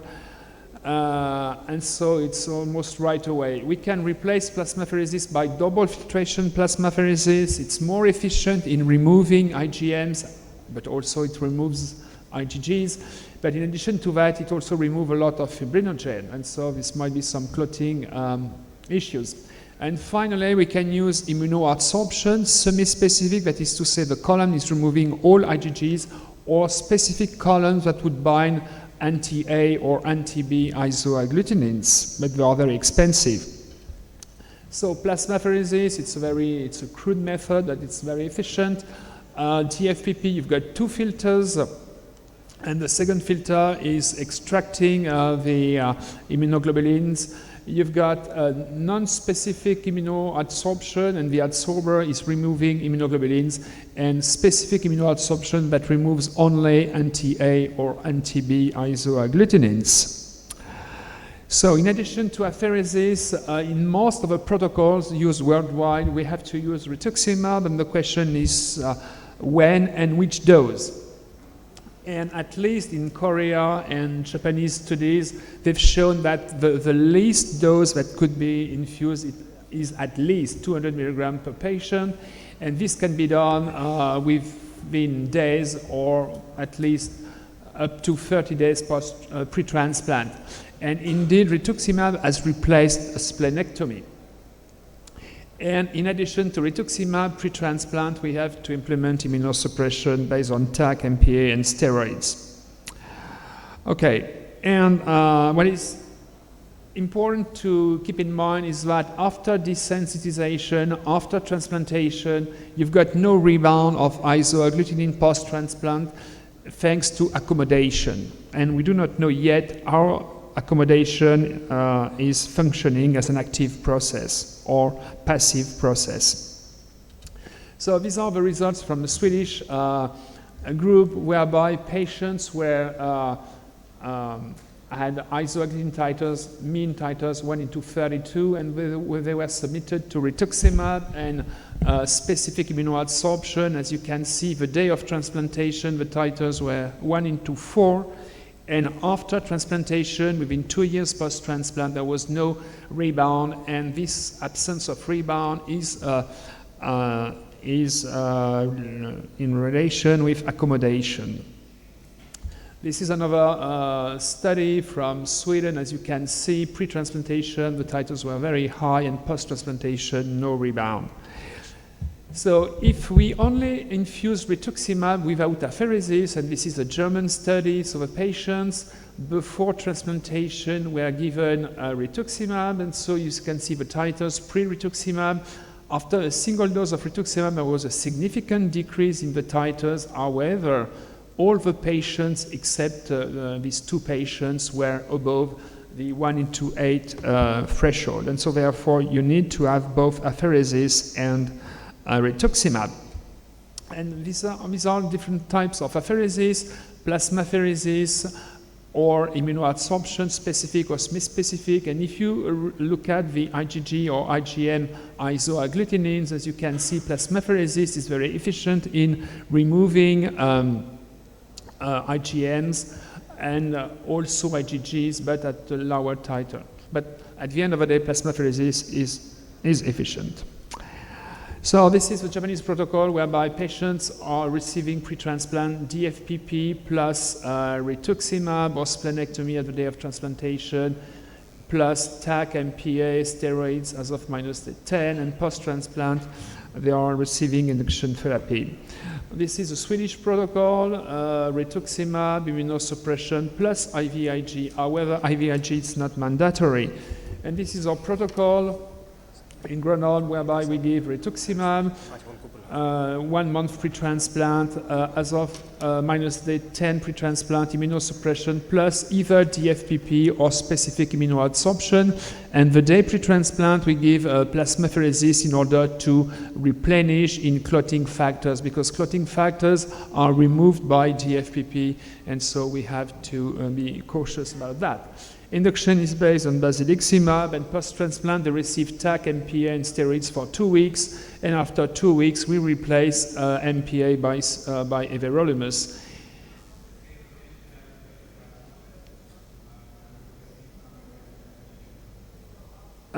And so what are the results? So these are the CTS European Registry results. So this is patient survival, graft survival. As you can see, incompatible, ABO incompatible, or ABO compatible, the results are very similar. And with regards to the type of desensitization, there is no significant difference between plasmapheresis and specific immunoadsorption. These are the results from Japan, from a single center, from Professor Tanabe's center in Tokyo. And this is ABO compatible in green, and ABO incompatible with splenectomy in blue, or without splenectomy, but rituximab instead in red. So very good results. From Korea, so ABO incompatible transplantation with spouse donation. And so some of them were ABO compatible, others were ABO incompatible. And with regards to the BPAR rate between the 2 groups, there was no significant difference. With regards to GFR, this was similar. So this is the GFR of the donor, and these are the GFRs of the recipients, ABO compatible or ABO incompatible. This is the results from Sweden, so no difference at all. And from Japan, if you are A incompatible or B incompatible, the results are the same. From the UK, as you can see, ABO incompatible live donors are here, so very good results. So what about rejection in the setting of ABO incompatibility? So cellular rejection